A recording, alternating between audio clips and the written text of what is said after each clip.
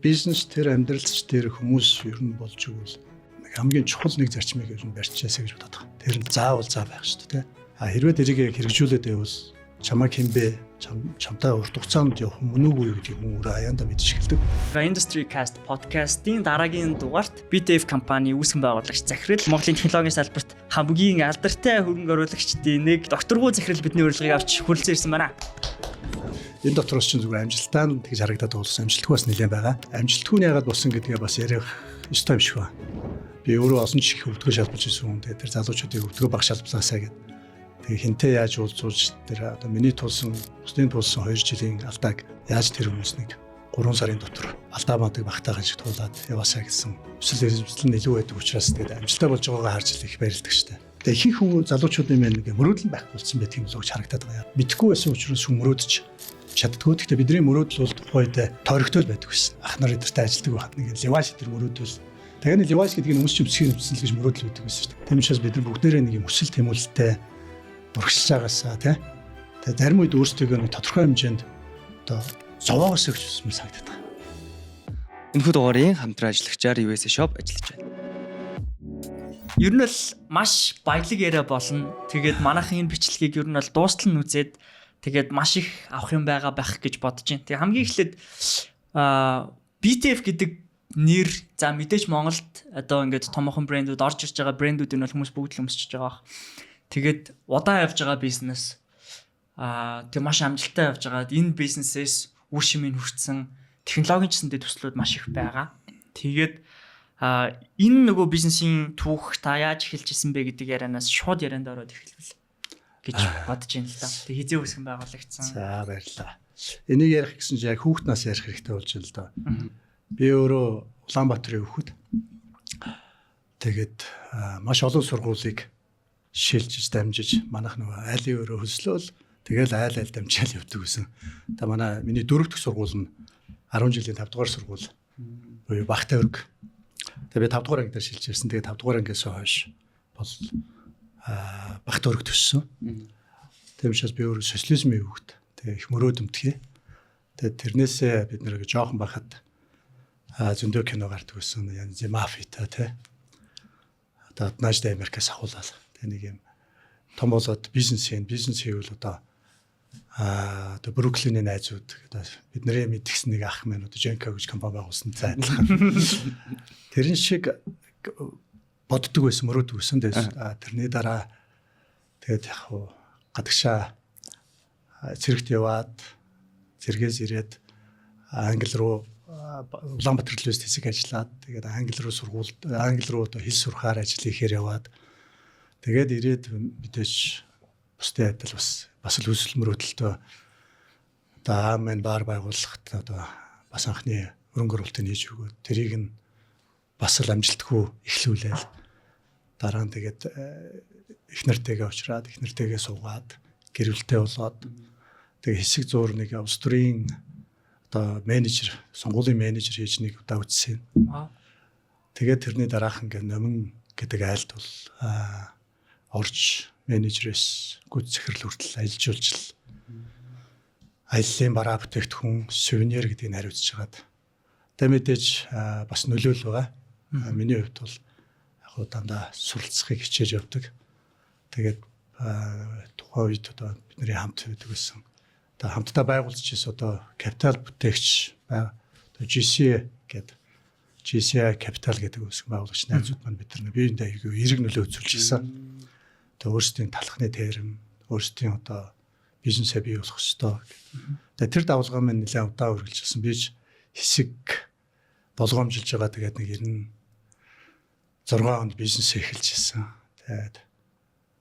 Тэгээд бизнесээ эхлэхээс өмнө мэдээж компани нэр гэж байгаа. Яг тэр багын мөрөөдөл мөр байсны хувь Bactorius Friends буюу BTF гэж нэрлсэн. Сүүлд нь яг хөө тэрийг ребрэнд хийгээд BD Post гэж болгосон. BD First. Тэгээ төрүүлж алахыг гэдэг.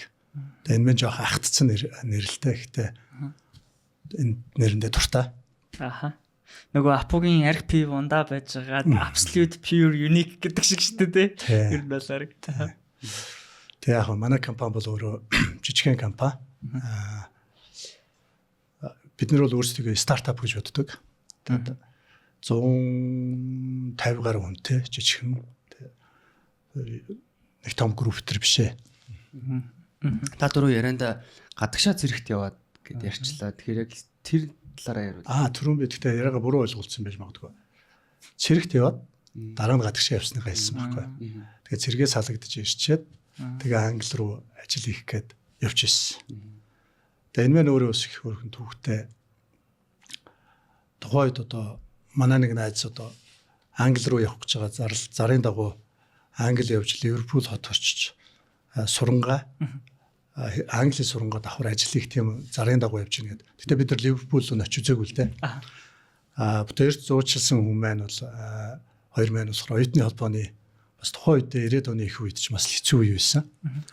Тэгээ нөгөө бүтээрээр бол нөгөө оюутны холбооны хоёр маань одоо бүтээрийн мөнгөөр зардлаа хийж явчихсан. Тэгээ ингээд эргээ харахад ирнэ айгуу сайхан.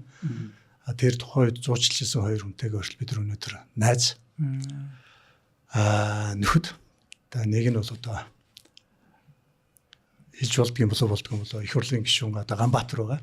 Тэгээ нөхөр бол бас л анх удаа Лондон явал тэгээ маш их тийм хэцүү нөхцлөөс бас нөхөр гарч ирж байсан. Сайн Ганбаатар уу? Аймаа. Тэгээд биднийг зуучилж ирсэн нэг. Тэгээ англи бол улс бол яг миний хувьд бол яг амьдралын хичээл минь байсан. Яг л 4 жил би тэнд 2 ажил хийх үедээ 2 ажил хийгээл 3 ажил хийх үедээ 3 ажил хийгээл. Тэгээд Европтой танилцах тийм боломжийг олгосон. 90-д хамгийн анхны хөрөнгө оруулалт чинь баг тэр бар байсан гэсэн үг үү? Тийм би өөрөө хөрөнгө оруулалт оруулагч гэжтэй. Ирсэн тэгээд мэдээж тодорхой хэмжээний одоо санхүүжилтийн наам мань гаргасан. Тэгээд ирээд бас нэг юм бар байгуулах гээд бас найзуудтайгаа нийлээд бар байгуулах гээд бас нэрээ хүртэл юу гэж сонгох вэ гэд бид нэг Champions гээд бар байгуулж ирсэн. Одоо огийн Параг рестораны дээр. Тэгээ бар байгуулад тэр маань жижигхэн бараад тараад дахиад баарддаг тийм л залуунаас байлаа л да. Тэгээ тэр нь харамсалтай тэгээд амжилтгүй болсон л доо. Хэдэн настай гэсэн үг юм бэ? 25 настай юм байна. Яг л манайс үед тий. Бид нэг шиг ахтаал явж байж. Тэгээд таны нөгөө нэрийг одоо ингээд энэ тэнд ч юм уу сонсохоор ер нь хамгийн анхны Angel Investor гэдэг юм нэртэй хамгийн банк хамт ингээд уягдаад явж идэг.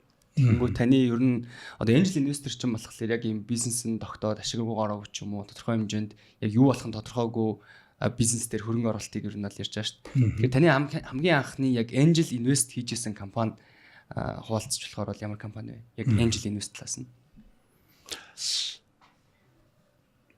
За яг хамгийн анхны Angel Invest хийсэн компани гэвэл одоо Shopee мэн л да. Тэгээ хийх болсон шалтгаан хэдэд шалтгаан байгаа бах. Би өөрөө Amazon-ы үйлчлүүлэгч, Amazon-оор ном авдаг. Тэгээ Amazon бол өөрөө тухайн үед мэдээж онлайн тийм том компани биш. Гэхдээ онлайн компани болоод нэлээд мандж исэн үед, эхэлж исэн үед те. Тэгээд бас нэг юм манай одоогийн бидний партнер одоо Mindware, Intelmind Group-ийн Mindware маань багаа танилцуулаад бид нар нэг юм онлайн худалдааны бизнес хийх гэсэн юм а. Та одоо хамтарч үүсгэн байгуулаач. Тэгээ хөрөнгө оруулаач гэдэг. Тэгээ яг үндсэн одоо бодол маань юу вэ гэхээр бид нар нэг ямар нэгэн байдлаар гэдэг нэг юм компани үйл ажиллагаа явуулаад 10 жил болцсон. Тэгээ бид нар тодорхой хэмжээнд ингээд сүүлд эхэлсэн. Тэгэхээр бид нарт ямар ч одоо тендер турж байгаагүй, бид нарт ямар ч өөрийн хөрөнгө байхгүй, дандаа түрээслэл тэгэл бизнесээ 1-2, 2-3 гэл явж исэн учраас бид нар дараагийн шатанд очиход бидэрт ямар нэгэн байдлаар нэг юм технологийн дэвшил хэрэгтэй юм байна. Онлайн худалдаа гэдэг бол цаашдаа хөгжих юм байна гэж нэг тийм мэдрэмж байгаад байсан. Тэрэн дээр бид нар оруулах хэрэгтэй байна гэсэн одоо хүсэл тэмүүлэл байсан учраас мэдээж хоёр дахь шалтгаан бол одоо мэндэ гэмээ одоо танилцуулсан Mindware захирлын минь танилцуулсан залуусын тэр баг их таалагдсан л да. Тэгээд анх хөрөнгө оруулаад тэгээд 2017 оноос одоо Shopee минь яг нийтэд үйлчлэгээ өгч эхэлсэн байна. Тэрнээс хойш групп болоод явсан байна л да. Тийм тий. Одоо баг 10 гаруй портфолио компанитай. Тий. Групп компани болоод ирсэн шүү дээ тий. Тэр асар олон компаниуд бас байгаа. Тэгэнгүүт та түрүүн бас яриандаа хэлжлээ. Ер нь багийг харсан гэж ярьчихдээ тий. Тэгэхээр ер нь хөрөнгө оруулагчдаас ер нь асуулт асуухаар нэг бол хүн таалагдсан. За энэ хүн бол худлаа ярихгүй дээ. Одоо ихтгэлтэй харах хүн байна да. Тэгэхээр бас баг дээр жишээлбэл одоо ур чадвартай ч юм уу хоорондоо харилцааны юм байна да. Таны хувьд ер нь хөрөнгө оруулалт хийхин тулд магадгүй ер нь дөнгөж гарч ирж байгаа стартап дээр тодорхой хэмжээнд ихний одоо ашиг руу орцсон ч гэдэм үү тодорхой хэмжээнд бизнес процессыг тодорхой болгоцсон компаниуд дээр хөрөнгө оруулалт хийхдээ дэлхүү одоо хувилбал те одоо 50 51 49 гэх юм бол яг баг руу нэлээд чиглэдэг хүн рүү нэлээд чиглэдэг. Аль аль нь болов аль аль нь мэдээж тэр дотор лидер нь байх хэрэгтэй байх те. Тэгээ яг манлайлж байгаа лидер. Тэгээд хоёрт нь яг 51 гэвэл мэдээж лидерийн яах бах. Тэгээ нөгөөх нь баг болох бах. Тэгээ энэ хоёр бол ер нь хамтдаа л байх гэж л хардаг штэ. Бас бус чухал хүчин зүйлүүд юу байдаг вэ? Хөрөнгө оруулалт шийдвэрлэлөө нөлөөлж байгаа. Үгүй би ч одоо мэдээж багаас гадна. Тийм ч олон биш. Би зүгээр яг ер нь нэг олон залуустай уулзсан байлаа. Нэг 10 гаруй стартап хөрөнгө оруулсан байлаа. Тэгээд энэ дотроос чинь зүгээр амжилттай нь тэгж харагдаад уулзсан. Амжилтгүй бас нэлээд байгаа. Тэгэхээр амжилтгүй нь яагаад болсон гэдгээ бас ярих ёстой юм шиг байна. Тэгээ шопингийн дараа бол мэдээж жил хагасын дараа байна уу да.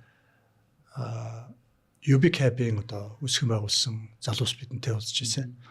Одоогийн нөгөө саяхан UBCAP-с ажиллаа өгдөг Отгон Баяр гэдэг өндөр отгоо маань одоо Qza гэдэг дуучин байдаг. Qza дүүгээр минь дамжиж отгоо минь над бизнесээ танилцуулж ирсэн. Тэгээ мэдээж бизнесийг харсан ойлгомжтой Uber-ийн үйлчлүүлэгч байсан учраас энэ чинь мэдээж бэлэн одоо ашигт амжилттай ажиллах төсөл мөн байна л гэж бодсон л доо. Тэгээ тэрэн дээр мэдээж багийг харсан, баг нь бол дэжгүй санагдсан. Идея нь бол сайхан санагдсан.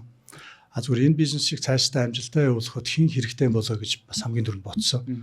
Тэгээ тэрэн дээр яг Монголын анхны одоо хамгийн олон такси одоо бизнес одоо ажиллуулж исэн, үүсгэн байгуулж исэн Болдотер гэдэг ах найз минь байдаг юм. Тэгээ тэр найзыгаа бол тэр нь бол бодит такси одоо урд нь бараг л 15 6 жилийн өмнө тухайн үед ажиллуулж исэн хүнийг би тэгээ таксийн салбарыг одоо нэлээд сайн мэдэх учраас нөхрийг одоо орооч тэгээ зөвлөгөө өгөөч энэ залуучуудад энэ бол ирээдүйн юм а гэж найзыгаа татаж оруулж исэн. Тэгээ та өөрөө ч орсон шүү дээ. Тийм би өөрөө ч байндаар дамжуулаад. Би нөгөө одоо таны хөрөнгө оруулж исэн компаниуд өөрийнхөө мэдхээр тоолохлоор Shopee байна, UBCAP байна, JoinMe байна, Clinica байна. Та ингээд дурдвал ер нь ямар компаниуд байна? Үгүй яах вэ? Листгүй. Тантайг гэх 10 гаруй нэшлэгч шээж чам. Яг гэрийг одоо орчин үеийн инновац шингээж дэлхийд гарах мөрөөдөлтөө гэр клаймп юм байна те. За зайнаас хүнд анхны наац анхан шатны тусламж үзүүлэх Clinica байна. За тэгээд Written Publishing гэдэг одоо publishing компани байна. Show. За тэгээд IoT бизнесийн бас нэг төсөл байна. RFID хөгжүүлдэг те. Гэт ер нь нэг 10 гаруй төсөл байгаа. Амжилтгүй болсон ч нэлээд байгаа.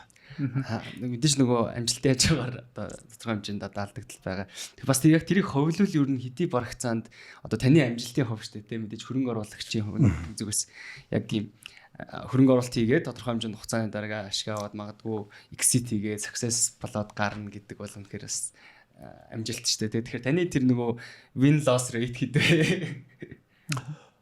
Нэг үйлж байгаа бол яг одоогийн байдлаар одоохондоо би ашиг авч үзег байна. Ашиг авч үзег байна. Энэ өөрөө их олон шалтгаантай юм шиг байна. Нэгдүгээр нөгөө бизнес нь өөрөө хангалттай scale up хийж амжаагүй байна те. Монгол өөрөө жижиг юм байна. Хоёрдугаар та одоо эзэн өгч эхлэх л баг та. Value нь өсөөд, үнэлгээ нь өсөөд хөгжиж байгаа байх гэж найддаг. Гэтэ энэ маань өөрөө би нөгөө талдаа ашиг мөнгөөр аваагүй боловч би өөрөө тэрийг ашиг авсан гэж бодохгүй. Өөрөө сэтгэл санааны хувьд би өөрөө их тэнд өөрөө тэр сэтгэл хангалуун байдаг. Яагаад тэгэхээр залуучуудад бас дэм болоод аль болохоор би өөрөө олон чих өвдгөө шалбалж ирсэн хүн. Тэгээд тэр залуучуудыг өвдгөө баг шалблаасаа гэдэг.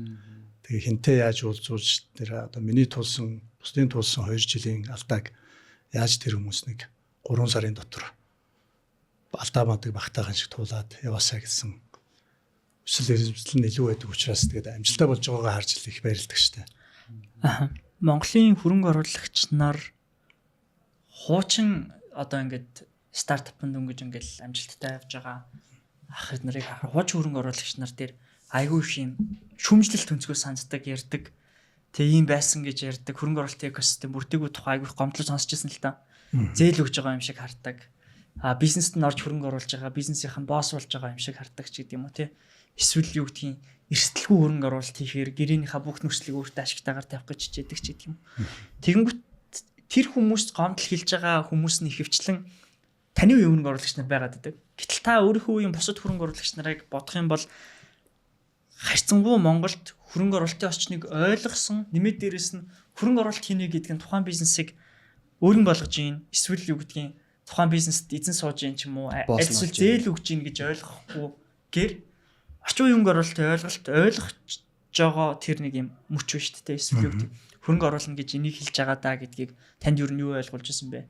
Англид байсан үе ойлгосноо эсвэл та өөрөө нөгөө бас хөрөнгө оруулалт хийхийнхаа өмнө магадгүй тэр чалаар судалж үзчихсэн нь тогтмол уншдаг судалдаг юмнаас шилсэн үү? Юунаас ямар ажиглалт юу таныг бас технологийн салбарын хөрөнгө оруулалтыг ойлгоход айгүй тусалсан бэ? Уу яг хөө технологийн компаниудад хөрөнгө оруулахдаа би өчрөө нөх уншиж одоо мэддэг байсан гэж хэлэхгүй л да. Би өөрөө бас давхар суралцаад явж байна л да. Зүгээр сая англитай болсон. Би зүгээр англид хүртэл очиод хэрхэн визээ сунгуулах уу, хэрхэн тэрэнд одоо алдаа багтаа байх уу, хэрхэн ажил болох уу, хэрхэн одоо хууль дагуу амьдрах уу гэдгийг хүртэл би чинь нэлээд зам туулж суулж штэ. Тэгэхээр жилийн дараа ихч одоо шинээр иржсэн монголчуудыг хүртэл бид нар гэртээ авдаг гэсэн байхгүй. Тэгээ мараг хоёр элчин дээр одоо тухайд Лондонд зочдууд байдаг байсан. Тэрэн дүүрч хэрэгэд манахыг асууж одоо хоёрдугаар элчин шиг манахыг хаалж тогшилдог байсан. Бидний хаан уу гэдэг. Тэгээд яг хөө тэр чинь өөрөө сүулдэ бас төвөгтөө сүулдэ бид нар унт чадахгүй болсон шүн хаалга төгшин сүулдэ монголчууд олон болоод ирэхээр л төвөгтөө болоод тэгэл зүхтааж эхэлж байгаа юм чинь. Тэгэхээр тэр үднээс юм уу зүгээр аль болохоор бид нар цөөхөн монголчууд тэгээд төрүүлж алхсан болж игэл бусдаа замын нээж өгч байгаасаа тэ алдааг нь хэлж өгч байгаасаа бас өөрөө суралцаасаа тэ энэ стартапад хөрөнгө оруулаад байна юм хэлээд байгаа гэж би өөрөө суралцаад байгаа байхгүй. Тэгэхээр түрүүн асууж байгаа шүү таны үеийн ингээд биеийн залуучуудаас бас өөрөө суралцж байгаа байх л та. Тийм учраас майнд одоо миний одоо оюун санаа өөрөө бас хөгжиж байгаа байлгүй тэ залуучж байгаа байлгүй тэ. Одоо таныг ингээд түрүүний нөгөө яриаг ингээд эхнээс нь дуустал ингээд сонсч итэл ер нь нөгөө нетворкинг гэдэг имийг аягүй сайн ашиглаж чаддаг, холбож чаддаг, одоо хинд нь ямар байлаг байна, тэрийг ингэж холбож чаддаг байгаад байна л да. Тэгэхээр миний хувьд л яг нетворкинг бас аягүй юм хүнд ер нь чухал үн цэнтэй зүйл юм шиг санагддаг. Хоёр хүнийг хооронд хідээ таны ихтэй хүмүүс байсан ч гэсэн хоёр хүнийг хооронд нь холбохоор хоорондоо заримдаа нэг одоо хамтарч хийж байгаа юм бүтлгүүдч гэдэг хоорондоо маргалтчих гад байдаг шүү дээ. Тэгэхээр таны хувьд ер нь яг тэр одоо хүмүүсийг хооронд нь холбох тэр нетворкинг тэр нэг юм хооронд нь ингэж балтрон шиг угсарж байгаа тэр чадварыг тэр талын ер нь үзэл бодол ямар хөө байдаг вэ? Яг зарчмын нэг юм надад эндээс бодогдлоо. Бизнес тэр амьдралч тэр хүмүүс ер нь болж игэл нэг юм нэг хамгийн чухал нэг зарчмыг ер нь барьчихаасаа гэж бодоод байгаа. Тэр нь заавал заа байх шүү дээ. Тэгэхээр бизнесч бай, амьдралч бай, гэр бүлч бай, хамаатай саадандч бай хүнээс 5 төгрөг зээлээд тэрийг одоо өгдөггүй. Тэрнээс болоод тэгэхээр маш их тийм хүнтэй урт удаан явах хэцүү болдог тийм. Жак Маги өгөөд шүү дээ. Би чамайг 100 оны хооллоор дааж болно. Гэхдээ чи зээсэн одоо 1000 оны хооллоор дааж болно. Гэхдээ миний зээсэн 100 оны чи өгөх ёстой. Тэгэхээр энэ бол бизнес тэр амьдралч тэр заавал хүн тэрийг одоо хэрэгжүүлж явах ёстой юм шиг санагддаг юм. Хэрвээ тэрийг хэрэгжүүлээд байвал чамайг хинбэ чамтай урт хугацаанд явах мөн үгүй юу гэдгийг хүн өөрөө аяанда мэдж эхэлдэг. Тэгэхээр чамайг тойрон хүрээлсэн найз нөхөд чамайг аягүй их болно. Тэр хэмжээгээр чи хүмүүст хүндэтгэл олон ч гэдэг юм те. Тэрийг сайн одоо хэрэгжүүлээсэй гэж бод. Тэгээд энэ оронд чи мэдээж бас бүтлгүй болсон төслүүд бол нэлээд байгаа. Одоо хөрөнгө оруулсан стартапын маань фаундеруудын одоо тэр амлалтын асуудал байна те. Дээрээс нь бас нөгөө сахилгатын асуудал байна те. Тэгээд хэцүү л дээ. Мэдээж стартапуудтай ажиллахад чинь тэгээд тэр хэд маань бид нар чинь тэгтээ одоо гадны одоо хөрөнгө оруулагч нар шиг овооц шотл нь хөрөнгө оруулж чадахгүй.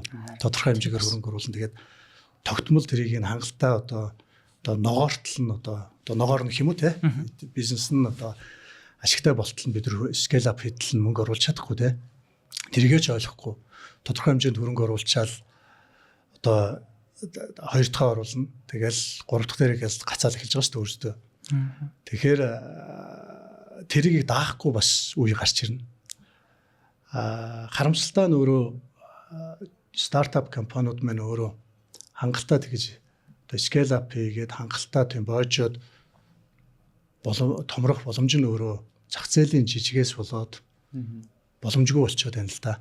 Тэгэхээр яхахгүй л дараагийн анжил инвестор дараагийн том компани дээр очиж байна л да. Манай ерөнхий ивент итгэгчээр USA Shop ажиллаж байгаа. Тэгээ та бүхэн маань Америкаас хцээдээ бараа бүтээгдэхүүнээ хөдөлгөн авч гэртээ хөрвүүлэхийг хүсэх юм бол USA Shop-ыг сонгоорой. Би бас яг нэг юм айгу юу яаж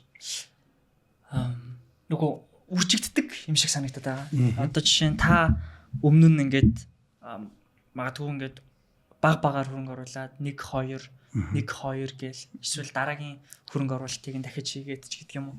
Ингээд явж хахад одоо тухайн үеэс амжилттай болсон бизнесүүдээс нь дараа нь гарсан тэр бизнесийн үр шимийг хүртсэн хүмүүсээс ингээд өөрсдөө хөрөнгө оруулагч болж эхлээд дараагийнхаа залуучуудад туслаад тэгээд юм болоод дахиад нэг юм өөр төрлийн хөрөнгө оруулагч нар дахиж гарч ирээд дараагийн wave-ийн дахиад явцсан юм шиг санагдаад байна. Би ч гэсэндээ багадгүй баг тэр wave-с нь одоо хүртэж гэх юм уу Норгийн эхэлсэн хөрөнгө оруулагч бол бас холбоотой implement-тэй холбоотой хөрөнгө оруулагч байсан гэдэг ч юм уу. Ингээд нэг юм илүү educated илүү дараагийн түвшний хөрөнгө оруулагч нар дараа нь ингээд дахин төрөөдөл байгаа юм шиг санагдаж байна л да. Тэгээд энэ нөгөө эффект нь өөрөө үргэлжлэхдээ дахин яваад байгаа гэдэг бас айгүй чухал point юм шиг санагдлаа. Тэрнээс гадна таны нөгөө одоо энд нэг юм good will гэх юм уу эсвэл магадгүй нөгөө юмнаас төрүүлж 100% ашигаа төрүүлж харахгүй байх бас ийм стратеги хөрөнгө оруулалт хийх тухай ч гэдэг юм уу эсвэл мөнгөн бос зүйлээс үнцнээ буцааж олж харах ч гэдэг юм уу ийм дахин өөр үнцгүүд байна л да. Тэгээ энэ үнцгүүдийг танд юу суулгасан бэ? Магадгүй багийн одоо хүмүүжилтэй холбоотой юм байгаа болов тэр бактериогийн найзууд френдсийн тэр нэг бас өссөн орчин тэр найзуудын хоорондоо нэгэндээ хандчихсан хандлага тэр нөхөрлөлийн талаар бас ярил. Тухайн юм бактери ямар сайд тий. Мэдээж улаас энэ бактеригийн найзууд гэдэг компани ч өөрөө улаасаа манай найзууд бид нар хамтдаа байгуулсан компани. Англи байж явах төрөлгээд бид нар чинь багтаа тэгээд бүгдээрээ мөрөөдөмтгий. Тэгэл Лондонд ажиллаж байгаа л мөрөөдлийнхаа жинсийг авч байгаа тэр Levi's ирээл найзуудаа нэгэнд нь булаалгаал тэгэл нэг хүмүүс солиод очиж ажиллагээ дахиж буцаж тэр жинсээ олж аваад дараачийн удаа ирэхдээ дахиж л нэг гутлаач юм уу юм найздаа өгөөл тэгэл тэгээ жоохон бахта бүгдээрээ гоёл наадмыг үзгээл биеийнхээ хувцсыг зээлж өмсөөл эсвэл аав ээжийнх нь хувцсыг сольж өмсөөл тийм л байсан. Тэгэхээр бүгдээрээ бидний үед чинь өөрсдөө нэг их мөрөөдөмтгий байсан учраас магадгүй мөрөөдлөөс болсон байх. Одоо ингээд таныг бүрхэд ингээ харахаар нэлээд олон юм ингээд одоо нааш цааш нь болгоод ингээд ерөнхий хөрөнгө оруулалт хийж байгаа. Ерөнхийдөө бүх ажлууд гэхэлэр айгүй их стресс авдаг хаа. Тэгэхээр ер нь стрессэд бас хэрхэн гадагшлуулж байна. Ер нь өөрийнхөө ер нь одоо ялангуяа сүүлийн үеийн эрэгтэйчүүдийн ингээд сэтгэл зүйн асуудал гэл айгүй их одоо өндрөө авцсан байгаа даа. Тэгэхээр та ерөнхийдөө өөрийнхөө сэтгэл зүг болон бие физиологоо ер нь хэрхэн ингэж тогтуун авч явж чадчих байна вэ? Стресс авах. Стресс авах нь гайгүй. Ерөнхийдөө гайгүй. Ягаад тэгэхээр стартапд хөрөнгө оруулаад стресс авах гэхээс стресс таашаал авсан стресс авснаас их байхгүй юу? Хэрвээ дандаа одоо тэрэн дээргээд шатаад байсан бол шал өөр асуудал те. Тэгээд том зургаараач яг ерөнхийд нь харахад бол би тэрнээсээ өөр таашаал авдаг. Надад би өөр хөгждөг. Мэдээж тэгээд нөгөө жоохон стресс ихээс илүү санаа зовдөг юм бол тэр чинь ингээд яг л миний асуудал юм шиг болчдөг. Гарч болдгоо. Тэгээд одоо тэнд нэг join me тэглээ, тэнд нэг тэр компани тэглээ гэл тэр нэг стартап нь тийм болчлоо гэл тэгэхээр тэрийг нь яаж одоо зэгцлэх үү гэл тэр хүний өмнөөс нэг харах гэж үзнэ. Хөрөнгө оруулагчдынхаа өмнөөс нэг харах гэж үзнэ. Тэгээд дунд нь айлуулахаар зөв тайлбар, зөв ойлголцуулах гал. Тэгээ бизнест бол хамгийн чухал юм бол альж тохиолдолд дандаа зөв ойлголцол юм болов уу гэж хардаг л да. Тэгээ манай түрүүн улмаа асуулаа танаа үеийнхэн гэдэг. Тэгэхээр миний үеийнхэн болон манай дээд үеийн одоо 60 дахь нарын энэ үед арай өөр. Тэгээ би зүгээр энэ олон монголчууд ягаад хоорондоо нэгддэггүй байсан юм бол гэж болохоор ойлголцлын байсан болов уу гэж боддог. Тэгээ буруу зөв ойлголцлыг тэр чигээрээ бүрийн ойлголцол гэж бодоод тэгээд тэр нь өөрөө аажмаар хагардаг юм уу те. Тэгэхээр би холбогч хийдэг юм болов гэд. Ажил дээр болон энэ одоо ядарсан эсвэл энэ стресс гэж хэлээд байгааг нь тайлдгийг бол би ууланд талах дуртай. Одоо уул бол өөрөө гэдэг юм ганцаараа өөртөөгөө ярих, өөртөөгөө бодлоо зэгцлэх, тэгээ бясалгал шиг. Тэгээд улс орон болгон өөр, хүн болгон өөр, жижиг цаг үе болгон өөр. Нэг газар руу бид нар тэр удаа очижсэн, жилийн өмнө очижсэн дараа очиход дахиад өөр шүү дээ. Газар нь өөрчлөсөн тэр орчин нь өөр, уулзж байгаа тухайн момент нь өөр те. Болж байгаа үйл явдал нь өөр те. Seven Summit-аас 3-ыг гарсан гэдгсэн шүү дээ. Тэрний чаленж та тэрийг түрүүн бас нөгөө подкаст эхлэхийн өмнө ярихдаа айгу юу ч болоогүй юм шиг айгу дараахан ярьцээ л та. Тэгээ Seven Summit гэдэг бол нөгөө одоо дэлхийн төв болгонд байгаа хамгийн өндөр 7 оргил. Тэгээд эдгээр оргилуудыг гарах гэдэг бол уулчин болгоны бас бүгдийг нь гарч дуусгах гэдэг бол уулчин болгоны мөрөөдөл байдаг. Хэр баргийн хүн гараад идэггүй. Айгу ховор тохиол бас маш том чаленж гэх юм уу сорилттой. Тэгээд энэ талаар та бас ярил. Энэ бол нөгөө юм хамбл ярих юм бас биш л байгаа даа бол та. Гэхдээ яг нэгдүгээрт би бол тийм мундаг уулчин биш. Ягаад тэгэхээр өөрөө нэг уулынхныг мэддэг, уулынхантай ойр таньдаг болохоор тэр үтгэл мундаг уулчдыг мэддэг учраас би хажууд нь уулчин гэж хэлэхэд өөрийгөө ичмээр. Зүгээр миний хувьд бол одоо тийм бясалгал тэндээс айгуугаа таашаал авдаг амралт. Тэгээ бас ядаж эрүүл байх юм да тий. Тэгээ хүмүүстэй танилцсан. Тэгээд ууланд алхах бол яах аргагүй. Би нөгөө GC-гээс ер нь GCI гэдэг байгууллагаас анх одоо бизнес эхлэх одоо энэ олон найз нөхдөд болох эхлэлийг тавьсан. Тэгээд GCI чи өөрөө манлайлагч залуучуудын байгууллага. Тэгээ энүүгээрөө би их бахархдаг. Тэндээсээ бол GCI hiking гэдэг одоо сүүлийн 13 жил болж байгаа hiking club хамтдаа алхаад тэгээ тэр hiking club-ийнхаа найз нөхдөдтэйгээ хамт энэ уулуудад гарсан байна. Тэгээ мэдээж тэр чинь нөгөө тодорхой хэмжээгээр жоохон ордог юм шиг байлаа. Эхлээд одоо асрал тайрхан гээл тэгэл их бог тайрхан тэгэл сутаа хайрхан гээл тэгсэн хүтний оргил гээл тэгжсэн чинь дараа нь гадаад оргил руу ямаар нь гээл гүтэл Европын ноён оргил гээл Эльбрус гээл тэгэл Африкийн ноён оргилыг очиж үзье. Килиманжаро гээл сүүлд одоо Конкава гээл одоо Өмнөд Америкийн ноён оргил ч гэдэг юм уу. Тэгээд Эверестийг очиж үзье гэж бейс камп руу очиж үзээл. Тэгээд тэрийгээ дэлхийн ноён оргилыг одоо билээс нь харах ямар сайхан юм бэ гээл. Тэр бол зүгээр тийм таашаал тэг үнэхээр сайхан мэдрэмж өгдөг. Сайхнаас нь гадна хэцүү юм нь юу байсан бэ? Эверестийн бейс байна. За тэгэл босод оргилууд тэр дунд бас түүх ярил тээ. Сонирхолтой. Сорилт түүх ярил. Асуулт нь нэг тийм ярих ёстой ч юм болов уу, ярихгүй ч юм болов уу гэж асуулт тулгарчлаа л да. Ууланд 2 жилийн өмнө бид нар нөгөө Эверестийн бейс камп руу явахад бид нар Юсүлээ явсан. Юсүлээ яваад 6-нд бид нар гээд бейс камп руу явчаад хажууд нэг оргил руу гарчаад бид нар буцсан. Тэгээд 3 уулчин маань үлдсэн байхгүй. 3 уулчин маань бол Эверест руу гарахаар бэлтгэлээ хийгээд тэр чинь нөгөө мөсөн замыг зам тавина. Зам тавих хугацаанд дуусны дараа тэнд байгаа уулчид маань гарна. Тэгээд тэнд 3 уулчингийн маань 2 нь харамсалтаагаар эндсэн. Тэгээд харамсалтайгаар эндсэн учраас зүгээр би сайн уулчин биш гэхдээ тэндээс зүгээр сургамж авсан юм нь юу вэ гэхээр бид нэр альва юмд хандахдаа их дутуу ханддаг юм байна гэж харж байгаа. Зүгээр бидний одоо тэр тухайн үед бейс кампт явчаад дараа нь хажууд нэг лобичи гэдэг оргилд гарсан нэг англи уулчтай таарсан чинь тухайн үедээ нэг амудаблом гэж уул руу гарах гэж байгаа. Лобичи руу гарахтаа бараг 6 сар бэлдсэн. Амудаблом гарах гэж одоо 8-9 сар бэлдсэн. Тэгээд одоо зүрхний цохилтой хэрэг байгааг хүчил төрөгчийн одоо багасгахад одоо тархинд хэр нөлөөлж байгаа тэрийгээд айгуу шинжилгээ ухааны үндэстэйгээр техниктэйгээр тэр бэлдсэн байгаа байхгүй. Одоо бидэд бол яг одоо тэрийг жоохон дутуу идэх юм байна да. Тэгээд ямсангуяа одоо эрсдлийн одоо менежмент гэдэг юмыг бид нар хэрэгтэй яадгүй муу ёр гэж боддог. Тэрнээс болоод одоо бид нар даатгалаа хүртэл сайн хараагүй байгаа юм. Тэгэхээр даатгал дээр хэрвээ амир сэтгүүл яах юм, эсвэл гэмтүүл яах юм, амир сэтгүүл одоо тэр шарилыг буулгаж ирэх юм уу? Тэр зардал нь орсон юм уу, ороогүй юм уу? Тэрийг хайх зардал нь орсон юм уу гэдэг ч юм уу тэрийг ерөөсөө бид нар хараагүй. Тэгэхээр тухайн үедээ одоо бас л алдаа гаргасан ба.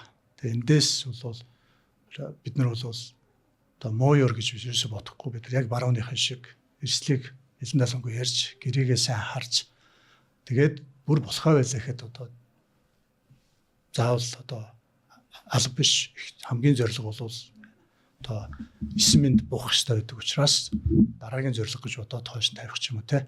Уулчаа өөрөө бол мундаг уулчтай хэлж байгаагаар бол ууланд гарах гэдэг нь бол 50%, тэгээ буух нь 50%. Тэгэхгүй бол одоо батарейныхаа 80-90%-ийг гарахтаа зарцуулчаа буухтаа батарей дуусна гэдэг нь өчөлтөрөгч нь багсан. Одоо өчөлтөрөгчөө багтуулсан. Тэгээ буух үедээ өчөлтөрөгч нь дууссан, хүн айжмаар сулдна. Тэгээл эрсэлсэн байгаа те. Тэгээ энэ бол асуусан учраас энэтэй холбогдоод хэлж байна. Манай өмнөх зочин бас Эверест руу гарчаад ирсэн тийм зочин байсан. Яг нөгөө дэшээ гарч явах үед ингээд өчөлтөрөгч нь багасаад ингээд айгүй юм одоо тэсгэд хэцүү болж исэн гэж тухайн одоо дугаар дээр ярьж исэн. Яг таны хувьд бас ер нь яг уул руу ингээд гарах үед одоо бид мэдрэгдэжсэн. Магадгүй яг бидний зүгээс бол одоо бид нар нэг богд олрогоол гарч байгаа хүмүүс байгаа шүү дээ. Тэнгүү таны хувьд яг нэг юм яг энэ үед бол нэг ийм хүм мэдрэмж төрд юм байлээ гэдэг тийм мэдрэмжүүдээс авалцал. Би нөгөө тийм мундаг нөгөө уулчид шиг тусгай тоног хэрэглээл одоо хөвчлөлтөрөгч зүгэл явж суул руу гарч байгаагүй. Яг өндөр авалт гэдэг байгаа 5000-аас дээш уул руу гарахад бол тодорхой хэмжээгээр хөвчлөлтөрөгч өөрөө шингэрч байгаа учраас багасч байгаа учраас хүнд нөлөөлөл бол байдаг юм билээ. Нойр өргөч юм аа ядрах юм өгцөн хөдөлж болохгүй. Тэгээ тэрэн дээр бол яг тасах хэрэгтэй байдаг юм билээ. Тэгээд эхэндээ гайхдаг байсан зүгээр аль нэг уул руу явах гэхээр заавал одоо 7 хоног бэлдэх хэрэгтэй 10 хоног явах хэрэгтэй гэл бид нар чинь шал өөр бодлоос л харж байгаа юм чинь аль болохоор их удаан олон хоног байлгаж илүү мөнгө авах гэдэг л гэж бодож байгаа шүү дээ. Монголчууд чинь тэгэл дахиад энийг нь 3 хоногт хийчмээр байх, 4 хоногт хийчмээр байх ингээд. Тэгээ тэр маань дахиад бас тийм биш байгаа байхгүй. Мэдээж тодорхой хэмжээний тийм зүйл байгаа бах. Гэхдээ тэр чинь өөрөө нөгөө acclimatize буюу дасан зохицох. Тэгэхээр ингээд аль нэг уул руу гарч агаад хоногч байгаа цэгээс арай дээр гарчаад буцаж бууж ирээд хоноод маргааш нь дахиж дээшлээд дахиж буугаад хоноод тэр бол өөрөө дасгах байгаа юм билээ л. Тэгсэн тохиолдолд бол хүний өөрийнх нь биеийн онцлог эдрээс хамаарад ийм уухгүй юу гэд байдаг юм шиг. Түрүүн хоёр булчин эндсэн гэдэг чинь л да. Тэгээд таны хувьд найз гэдэг бол айгүй юм чухал үндсүүл байх гэж бодож байна. Тэгээд одоо BTF-ээс ахуулаад за тий дараа нь JCI бол бас гоё нөхөрлөлийн байгууллага. Битэрч найлалын JCI гişүн. Тэгээд тэгээ дараа нь уулан даврах уул гээл тиймгүүт дандаа л ер нь нөхөрлөлийн түүхүүд юм шиг санагдаж байна л да. Тэгээ дараа нь хөрөнгө оруулалтууд хийх ч гэсэндээ тэгээд гоё нөхөрлөлийн талаар бас ярих гэж бодсон. Гэхдээ битэд одоо жишээ манай үеийнхэн хүртэл ингээл найзуудыгаа алдаад эхэлсэн л байна л да. Энтхийг нь хараад ч гэдэг юм уу магадгүй тэгээд жоохон хүн сэдвэрүүл харах гээд байна. Гэхдээ ер нь нөгөө сайн найз гэж хүний амьдралд ер нь ямар нөлөөтэй байдгийг тий. Сайн найзын гоё түүх жишээ тэр төлөлийн бас гоё сургамж байвал та гоё хуваалцаач. Ер нь нөхөрлөлийн талаар өөрийнхөө бодлоо бас нөхөрлөл. Сая хобби дээр хүртлээгүй сайхан найзуудаа тэгжиж тэрсэн уулан давхлах ч өөр үл яг энэ багийн тоглолттой. Тэр чинь зүгээр нэг уулан далах чинь хүний амь настай холбоотой, хариуцлагатай холбоотой тий. Тэгээд дээрэс нь бас нэг тийм тэр чинь нөгөө таашаал авах гэж явж байгаа та. Тийм учраас аюу гоё соёл таарах гэдэг чинь одоо та эдгээр хэлдгээр орчин цаг хэлсгээр тий. Тийм байх чинь өөрөө улам тийм сайхан байдаг би энүүгээ татагддаг тий. Тийм учраас тэр багаас сонгочвол хамт алхах төрөлх гоё урамтай сайхан байдаг л да. Найз нөхөд гэдэг бол яг зөндөө олон найз нөхдийн тухай юм шүү дээ. Тэгээд одоо найз нөхд гэдэг бол яг миний хувьд зүгээр өөрийгөө бодоход би бол одоо яг багын найзууд ч байна. Тэгээд сүүлд одоо аав ээжийнхаа нутгийн одоо сайхан найзууд гэж байна. Тэгээд одоо сүүлийн 20 жил үргэлж байгаа найзалж байгаа клубын найзууд буюу бизнес эрхлэгч ах дүү найзууд гэж байна те. Тэгээд тус тусын өөр өөрийн тим соёлтой, өөр өөрийн одоо үнэт зүйлтэй. Тэгээд ерөнхий юу нь бол бүгд ижил. Тэгээд багын найзууд дотор минь одоо жолооч байна, ингээ ажилтнч байна те. Бизнесменч байна те. Тэгэхээр одоо би 3 төрлийн найзтай юм шиг. Тэгэхээр өөр. Тэгэхээр найз гэдгийн хувьд бол зүгээр яг надаа хэлсэн үгэндээ байдаг. Тэгээд найз нөхдийгөө урамшуулдаг тий. Ямар ч цаг үед одоо сүүлийн үед гээд ажиглаад байхад аль болохоор гээд улам л хатаархаад байна л да. Монголд яагаад бид нар хөгжихгүй байгаагийн нэг олон шалтгаан байгаа. Гэхдээ тэрний нэг шалтгаан бол бид нар амжилтаа яваа нэгээ дандаа татдаг доош нь татах юм уу эсвэл тэр нь татаархдаг. Найз нөхд гэдэг бол амжилттай яваа нэгэндээ дандаа хурцж, урам өгч байвал тэр бол айгууч тэм чухал чанар болов. Тэр хэмжээгээр хүн өөрөө тэр найз нөхдөйгээ хамт эдгээр тэр найз нөхдөйх хэмжээнд хүрэхгүй ч гэсэн ингээд барааг нь хараад хамт хөгжиж явдаг. Тэмчээс би олон амжилттай хүмүүстэйгээ найзалж явдаг. Тэднээс суралцж явдаг. Надад зүгээр нэг сонирхолтой кейс хэлээ. Би яг нэг бизнес айгүй хүндэрчээд байж явах үед манай нэг талигаж болсон найз нь чамд үнэхээр мөнгөний хувьд тусалж чадахгүй. Гэхдээ миний найзад хүч байгаа чи нэг пианист гэдэг төгөлдөр уурч гэдэг кино шинэлэр бүртгэл гэж кино үзээрэй чамд тийм боломж байгаа гэдэг нэг тийм сонь зөвлөгөө өгч ирсэн. Тэгээд тэр бол бас надад өөр тийм одоо би өөрийгөө бүрэнд ажиллаагүй байсныг л хэлсэн юм уу надад чи чамд тийм боломж байгаа нааш авраас гарах гэдэг ч юм уу. Тэгэхээр бид нэр заавал материалын зүйлээр биш найздаа тийм болж тэ. Урам өгвөл тэгэл найз чинь өөрөө тэгэл өнгөрөөл явна. Гэрээлийн хоёр ч гэсэн тэгэл нэг нь гүр авирал нөгөөх нь гоё будаал гэдэг шиг л тэ. Тийм шиг тэ. Монголын ер нь нөгөө түрүүн яриад бид нар хоорондоо нөгөө жоохон ойлголцохгүй байна. За магадгүй одоо юу гэдэг даатгал дээр жишээлбэл тэ ингээд байж илаа. Нэг юм соёлын ялгаал байх гэдэг юм л да. Тэгэхээр ер нь тань одоо түрүүн бас подкаст эхлэхээс өмнө ярьж байсан. Бидэд ер нь ингээд хоорондоо минь тустай одоо ингээд хөөрөг солилцдог гэдэг ч юм уу. Хөөргөлдөг гоё. Тий. Тэгэнгүүт гоё юм уламжлал талд ер нь таны үзэл бодол ямар байд юм бэ? Монголын юм уламжлал бид нар ер нь хэдийн үед ер нь одоо энэ уламжлалаа ингээд нэг жоохон холоос хараад эхэлчихв. Таны хувьд ч гэсэн ер нь бас яг өөр ингэсэн үзэл бодол дээрээ за манай ер нь энэ уламжлал их гоё шүү гэж хэлэхээр зүйл юу байдаг вэ? Эхнийх нь асуултаас нь зүгээр хариулахад соёлын ялгаа гэхээс илүү түрүүнийх бол хөгжлийн ялгаа ус байсан. Тэгэхээр бидэд уулаасаа бид нар хөгжил дутуу гэдгээ бид хүлээмжшүүлэх хэрэгтэй юм шиг л. Гэхдээ бид нар одоо энэ хооронд нэлээд цаг хугацаа алдчихлаа л да. Гэхдээ бүх салбар дээр хөгжлийн ялгаа гараад байгаа. Тэгээ бид нар алхам алхмаар үргэлжлэж байна л да. Соёл би өөрөө бол бас тийм ч мундаг одоо соёлыг түгээгч тэр уламжлалыг тээгч бас биш л дээ. Гэхдээ би өөрөө манай аав ээж минь социализмын үеийн хүмүүс би өөрөө бас социализмын үеийн хүүхэдтэй. Тийм учраас одоо лавл би ухаар орсон цагаас манай гэрт бурхан байгаагүй. Тэгээд манай хоёр хүн надаас сууж би тэд ямар шашинтай юм бэ? Шүтлэх юм уу шүтлэхгүй юм уу? Бид нэр шашин шүтлэгтэй ус муу юм уу? Бид нар будны шашинтай юм уу? Гүм үү?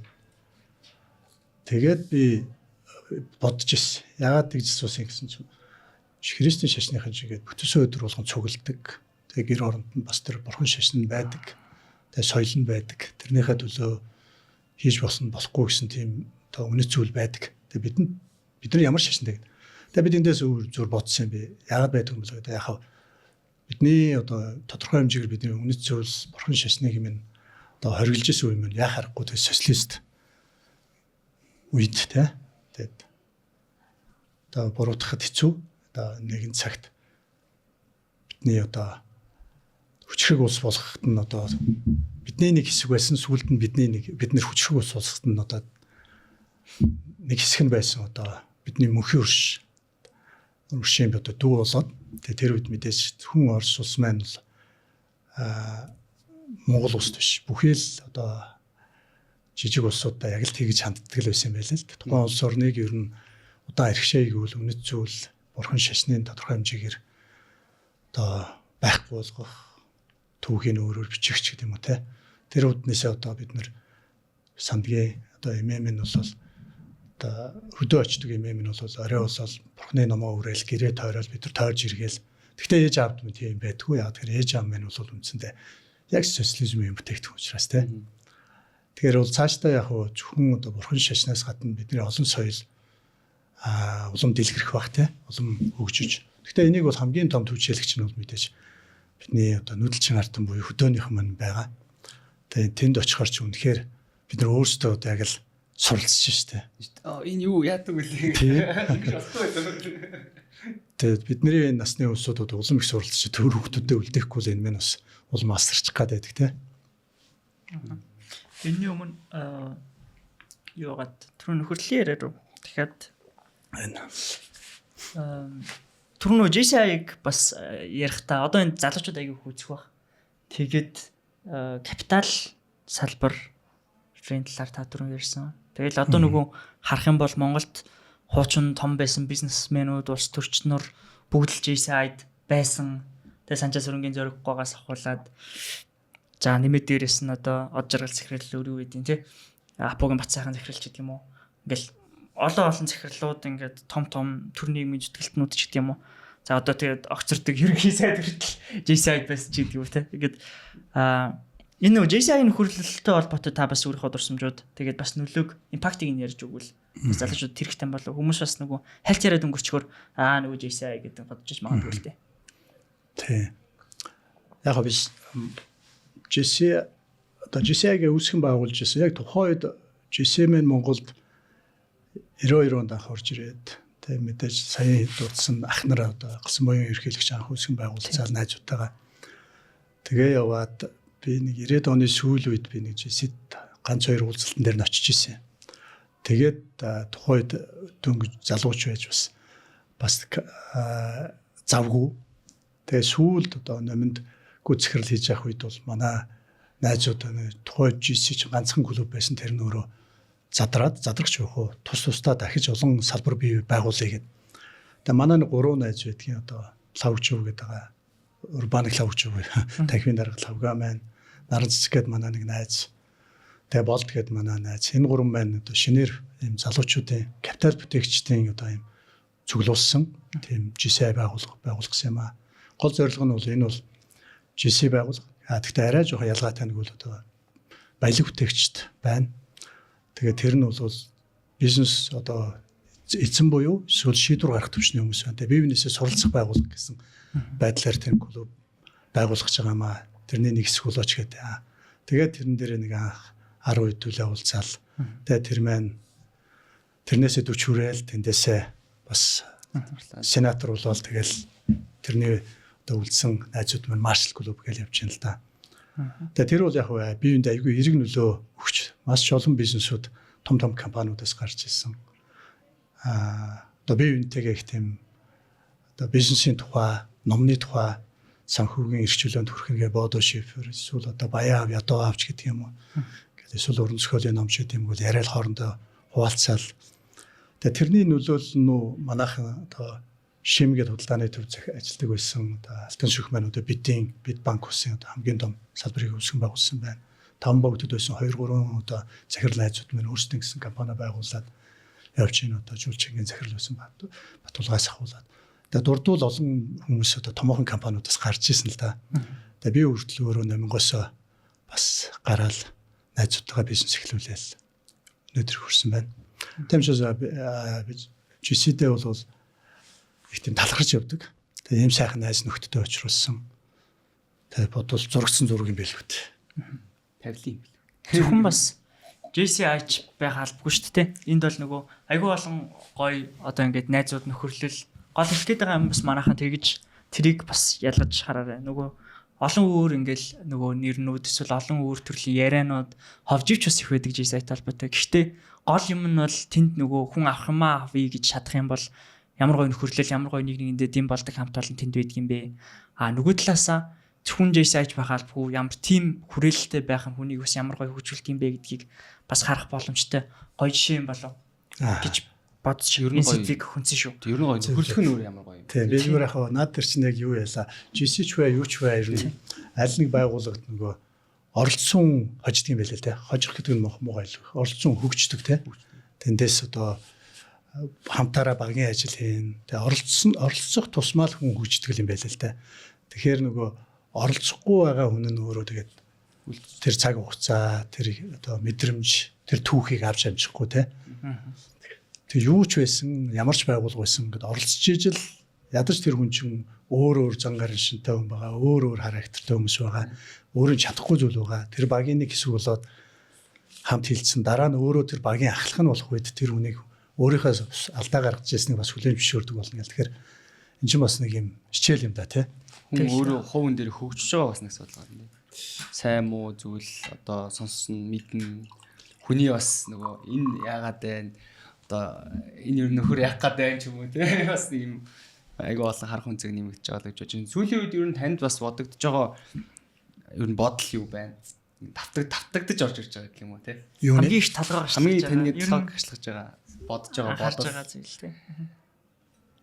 Яг уу яг юун дээр зөндөө олон юм байгаа шүү. Яг л зүгээр хамгийн их одоо жишээ нь одоо яг миний хувьд л болохоор сүүлийн үед ер нь энэ амралт нойр гэдэг ч юм уу энэ талаар айгүйх бодож байгаа байхгүй гэдэг шиг ч юм. Таны хамгийн том сорилт байна тий. Сүүлээ. За яг уу эсвэл яг уу хамгийн том сорилт гэж бодохоор хувь хүнд гэвэл мэдээж ууланд алхмаар байна. Сүүлийн одоо 25 он ч бол хэцүү жил байла. Тэгээ манайх ч өөрөө дунд зэргийн компани. Тэгээд би ч бас олон манайх ч 150 гаруй үнэтэй бас бид нэр бас 3 4 жижиг компанитай BTF-тэй хамаатай компани болгон дээр асуудал гарч байна. Энэ мань өөрөө эдийн засаг мань өөрөө ерөөхдөө 24 оноос хойш асуудалтай байна. Стартапууд мань бас асуудлууд гарч байна. Тэгээ яаж тэмтэй болох вэ гэдэг. Тэгээ хувь хүн болгон бас айгүй их залуучууд асуудлууд их гарч байна. Тэгээд санаа зовж байгаа юм бол тэр болгонд одоо яаж тийм болох вэ гэх тэр болгоныг зүгээр суур нь юундаа юм бэ гэж харахаар яг эдийн засаг муудаад байгаа.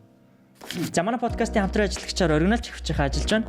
Marshall, Sony, JBL гэх мэтчлэн томоохон брэндүүдийн аудио төхөөрөмжийг худалдаа авахыг хүсэх юм бол та бүхэн оригинал чихвчийг зориорой. 2018 онд Google-ийн офисоор одоо Америкийн худалдааны танхим, бизнесийн Монгол дахь худалдаа ажилтнуудын танхим өнтер хамтарсан одоо тэнд бизнес уулзалт Сингапур улсад нэг туслах солилцоход бид нар уулзалт хийжсэн 18 онд.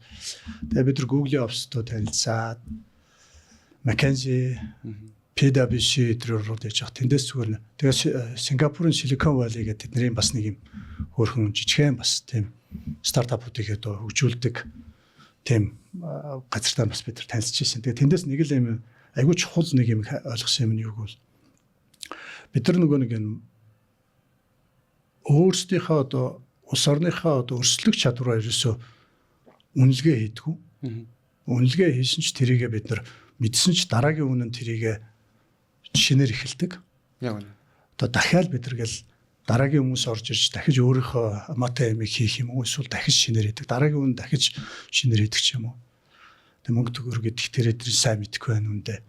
Тэгэхэд Сингапур болон Скандинав орн одоо Stone эдгээр бол дандаа PwC гэдэг юм уу эсвэл одоо McKinsey гэдэг юм уу тэдгээр үүсдэг чадварын үнэлгээгээ одоо үнэлүүлдэг. Тэд нар гаргаад ирдэг. За та хэдийн одоо авилгал юм байна, хүн суртал юм байна. Та онгоцон дээрх одоо жуучдыг хүлээж авахд энэ байна. Та нар бичиг баримт компани бүрдүүлэхэд юм байна ч гэдэг юм уу. Бүх юм дээр нь үрсэлдэх чадварын үнэлгээг нь өгдөг.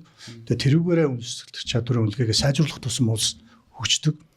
Тийм учраас би Сингапурын болвол мэдээж олон хүчин зүйл байгаа тэр мундаг өдөртөгчээс ахуулаад. Тэгээ энийгээ бид нар хийхгүйгээр бид нар амар их тийм улс орнд бид нар дандаа бүхний ихнээс аягүй цаг хугацаа алдаад тэгээ аягүй их бүтээмжгүй. Тэгээ энээс нь болоод залуучууд аягүй тийм мөрөөдөлгүй одоо өнөөдөр бол стартап байгуулад шинээр юм өрөөд одоо юм хий гэхэд тэр нь боломжгүй. Яг энэ хэцүү цаг үед эдийн засгийн хүнд нөхцөлд те. Тэгэхээр бол бүгдээрээ л за төр дорвол илүү амьдрал нь сайхан болох юм байна, амар болох юм байна гэдэг. Тэгээ яг том зургаар бид нар харахаар бид нар бүгдээрээ хохироод байгаа хөөхгүй. Улс төрч нь өөрсдөө ч хохирч байгаа. Яг тэгэхээр тэр улс төрчд болон энэ төрийнхэн бид нар өөрсдөө яг энэ нийгэмд төж байгаа. Энэ нийгэм дотор бүгдээрээ хамтдаа амьдарч байгаа. Тэгээ бид нар хин нэг нь сайхан амьдраад яахын хэдхэн километр алхаад цааш амьдрал ямар хэцүү байл те. Тэгэхээр энэ дэр бол их санаа зовдөг. Тэгээ стартапын хувьд за дахиад стартаптай зүгээр энийг холбож ярихад 2020 оны үед та мэдж байгаа стартапын бум болсон дэлхийд даяар. Тэгээд .com-ийн бум гэдэг нэг 90-ад оны сүүлээр болдог шиг тэр үед стартапын бум болж исэн. Монголд ч гэсэн тэр давлгаа бий болоод тэгээ харамсалтай нь одоо яг Монгол яг гарч явах үед бол тэгээ тэрний дараахан ковид гарсан. Ковидын үеэр бол үндсэндээ стартапууд маань бас л хэцүү байдалд орж байгаа. Тэр олон ажиллаж байгаа залуучуудынхаа цалин өгч чадахгүй, тавьж чадахгүй. Тэгээ хангалттай бизнес нь хангалттай том болж амжаагүй, зах зээл нь өөрөө жижигхэн. Зах зээл нь өөрөө тэрийг бэлэн хүлээж авах. Одоо хангалттай хэмжээнд хөгжөөгүй. Одоо ихэнх одоо тиймэрхүү шалтгаануудаас болоод тэгээд стартапууд маань одоо амжилтгүй болох. Одоо л яг тэр үеийн шиг тийм стартапууд шинээр байгуулагдаад явж байгаа юм ховролтой. Тэгээд одоо эргээд харахад ихэнх стартапууд маань өсөөсөөгөө тэгээд зарим ер нь тухайн цөөхөндөө 100 стартап гэвэл одоо тухайн 1000 стартап гэвэл тэндээс нэг 10 нь өөрсдөө яг тэрийг өргөжлүүлээд аваад явж байгаа. Ихэнх нь тэгээд аль нэг том компани жижигхэн түүл юм уу одоо тэр одоо нэг хэсэг нь болоод явсан байна те.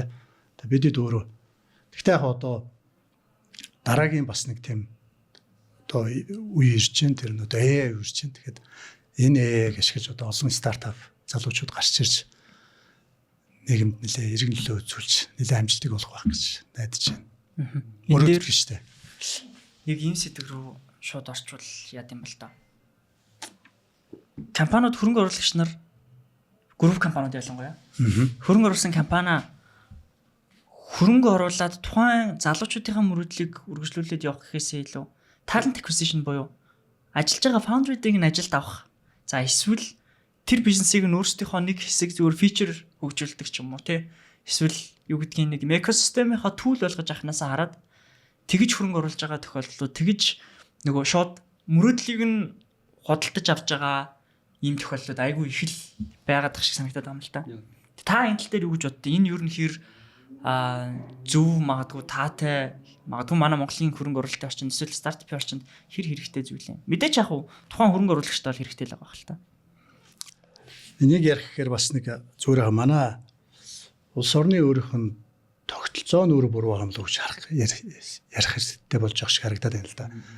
Ягаад тэгэхээр зүгээр бодъё л доо. Би өөрөө 2005 оноос хойш бизнес өөрийнхөө старт бизнес эхэлсэн. Тэгээ өнөөдрийг хүртэлгээд явж байгаа нь бол бид нар яг ингээд 150-60 хүнтэй ингээд брэнд өсгөөлгээд явж байна л да. Гэхдээ энд нөгөө Монгол өөрөө жижигхэн зах зээл. Тэгээ ялангуяа бидний одоо төрүүлээд одоо бизнес төл тавьсан одоо хүмүүс маань айгу тийм айгу тийм өрөмтэй үеийг авсан. Одоо нэг юм хөвчлөөр одоо юу гэдгийг том байшин сав гэх тэр бүхний чинь шинээр гарч иж байгаа стартапууд 0-оос эхлээд тэрийг бий болох үнэхээр болцоо байхгүй. Тэгэхээр бид нэр маш жижиг ус тэгсэн мөртлөө маш их тийм том одоо хоорондын гэп буюу зайтай болцсон. Тэгээд уул уурхаан бизнес гэдэг юм хөгжөөд бүр зайн болчихно. Тэгэхээр ийм том зай үсэж байгаа үед бол үндсэндээ стартап цаашдаа бие даагаад хөгжөөд улс оронд нөлөөлөх хэмжээний том компани болно гэдэг бол аюу хэцүү.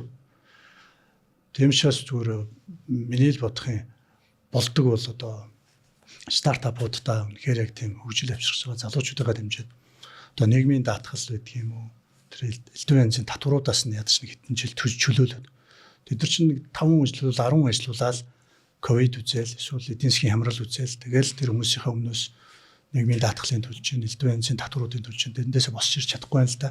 Тэгэхээр бизнесийнх нь одоо энэ зах зээл нь өөрөө тэрийг хангалттай одоо боломжийн scale up хийх буюу томруулах тийм болцоо байхгүй учраас нөгөө талдаа ягаад том компаниудыг тэрүүдийг аваад байна гэхээр том компаниуд өөрсдөө бас хангалттай хэмжээгээр одоо дижитал шилжилт буюу шилжилт хийж амжаагүй байгаа. Тэгэхээр одоо дээрээс нь залуучууд ирээдүйн бизнесийг тодорхойлох учраас энэ технологитой холбоотой бизнес тэд нар өөрсдөө байхгүй ч болохгүй учраас мэдээж хөрөнгө оруулж байгаа. Гэтэ би бол энэ дотроо стартап компаниуд хөрөнгө оруулж байгаа энэ томоохон компаниуд бол үнэхээр баярлж явдаг. Одоо оруулаагүй бол өнөөдөр ийм олон компаниуд цаашдаа амжилттай ажиллах байсан уу юу? Тэгэхээр бид хэд ч юм бол angel investor боловч тэр хангалттай тэр бизнесийг нь боочтол нь хөрөнгө оруулалт хийж оруулж чадахгүй байна л д. Цаашдаа гэхдээ миний хэлэх гээд байгаа санаа нь бол бизнесмен улмал холдох гээд байна л да. Одоо уул уурхаан бизнес хийгээгүй бол одоо бид нар түүцний бизнес рүү орох нэ гэж томоохон худалдааны компани захирал хүртэл хоорондоо ярилцж байгаа байхгүй. Тэгэхээр уул уурхай гэдэг юм бол өөрөө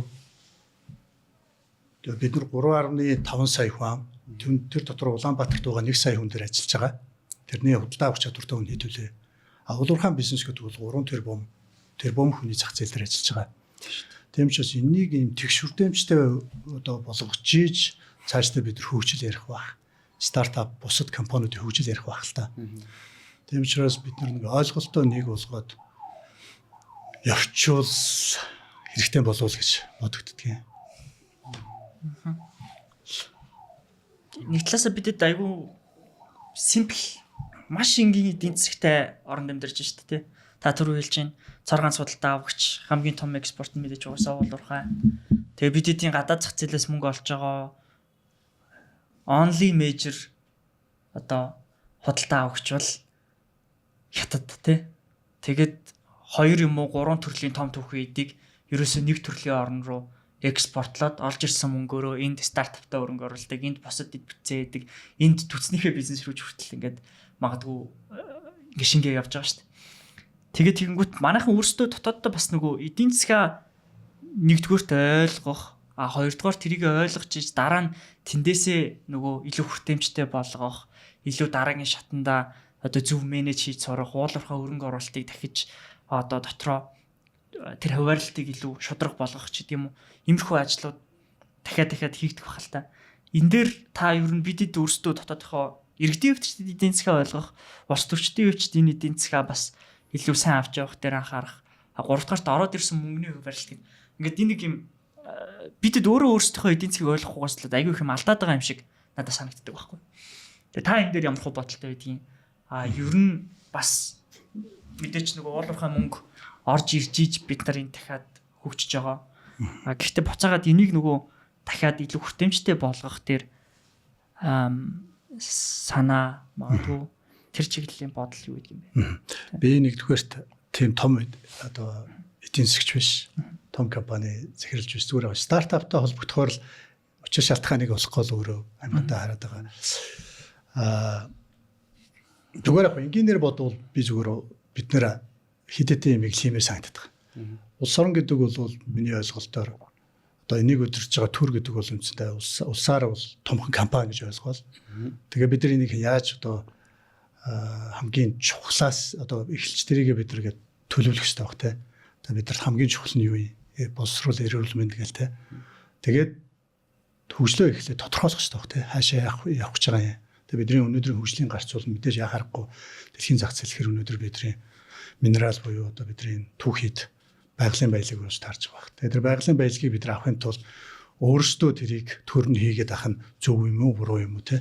Тэрийг хийж чадах улсад нөгөөл тэндээсээ сайн татвараа аваад тэд нар одоо алдаагаа гаргаад дампуураал дараагийнх нь айлд нь бид нар тэр хөрөнгө оруулалтынхаа одоо гэрээгээ сайн хийгээл тэднээсээ сайн татвараа аваад дараагийн үнийг оруулаад явдаг ч юм уу те. Тиймээс өөрсдөө хутгалдах нь бол тэгэл дахиад одоо алдаа гараад дахиад тэнд нь авилгал ороод идэх юм болов гэж бодох юм. Тэгээд ямар ч байсан зүгээр бид нар юугаар цаашдаа хөгжих юм бэ гэж харахаар лавл ойрын 30 жил бол бид нар зэс алт тэгэл нүүрс тэгэл цайр тэгэл ховор түүхий тэгэл ховор металл гэл явах л хөтэй гам гэл. Тэгээ энийг яаж нэмэн өртөг үсгэж аль хор чадлаараа одоо нэмэн өртөг үсгэх үү. Тэгээ тэрийгэ буцаагаад яаж ард түмэндээ тэгш хүртээмжтэй арт түмэндээ тараана гэсэн үг шүү. Тэрийг тэгш сүртээмжтэйгээр тэр зах зээл дээр буулгах уу гэж л харагдах юм шүү дээ. Тэгээд өшөө өрсөлдөх юмгүй бол бид нар яа харахгүй дараагийнх нь бол бид нар уйлж үжил байх. Бидний ондоошил бол мэдээж бидний Монгол байх. Тэгээд Монгол байх нь ондоочлоо харуулахын тулд бид нар аль жуулчлаараа л харуулах байх л та. Тэгэхээр бид нар бас тэрийгэ бодох байх. Тэгээд мэдээж хөдөө аж ахуй. Тэгээд ноолуур байх л та. Гэхдээ би сайн мэдэхгүй зүгээр миний л бодох юм те. Би энэ дэр энийг юм дүгнэлтийг зүгээр шууд шулуухан хэлчмээр юм шиг санагдаад байна л та. Таны яран дээр Монголын ингээд стартапуудад хөрөнгө оруулж байгаа, технологийн салбарт хөрөнгө оруулж байгаа хамгийн одоо ингээд алдартай хөрөнгө оруулагчдын нэг нь сая ингээд илчлээ шүү дээ. Би энийг бүр ингээд publicly айгүй юм шулуухан хэлж байна шүү дээ. Тийм би яг одоо бүгд мэдчихэж байгаа. Манай залууч технологийн салбарт гэдэг гэж орж ич залуучууд. Тэгэд бид нар ингээд одоо ингээд айгүй их ярьдэн шүү дээ. Mind goal яач үлээ тийм ингээд технологийн салбар бидэд алтаа авахгүй эсвэл үгүй нүүрсээ гаргахгүй тий уулуурхаа ихгүй байгаль орчноос үдэхгүйгээр хөгжиж болно оюун ухааны экспорт хиймээ гэж айгүй их оюун ухааны хөдөлмөр хийж үзээгүй хүмүүс ярьж попордог юм шиг санагддаг байхгүй надаа. Тэгэнгүүт яг үнэндээ бодтол төр бид нар технологийн бизнес ч хүртэл түүх хийдийн бизнес болсон. Тэнд тэр минерал, тэр газрын овер элемент, тэнд байгаа нөгөө зис гэдэг байгаа бүгд ч орж иж буцаага тэнд дээр бүтэц, тэнд эрчим хүч байж иж тэнд дахиад дараагийн одоо химэл оюунтай холбоотой дэд бүтцийн асуудлууд шийдэгдэн ч гэдэг юм уу. Химэл оюун хүртэл өөрөө эрчим хүчний бизнес болсон гэдэг ч юм уу.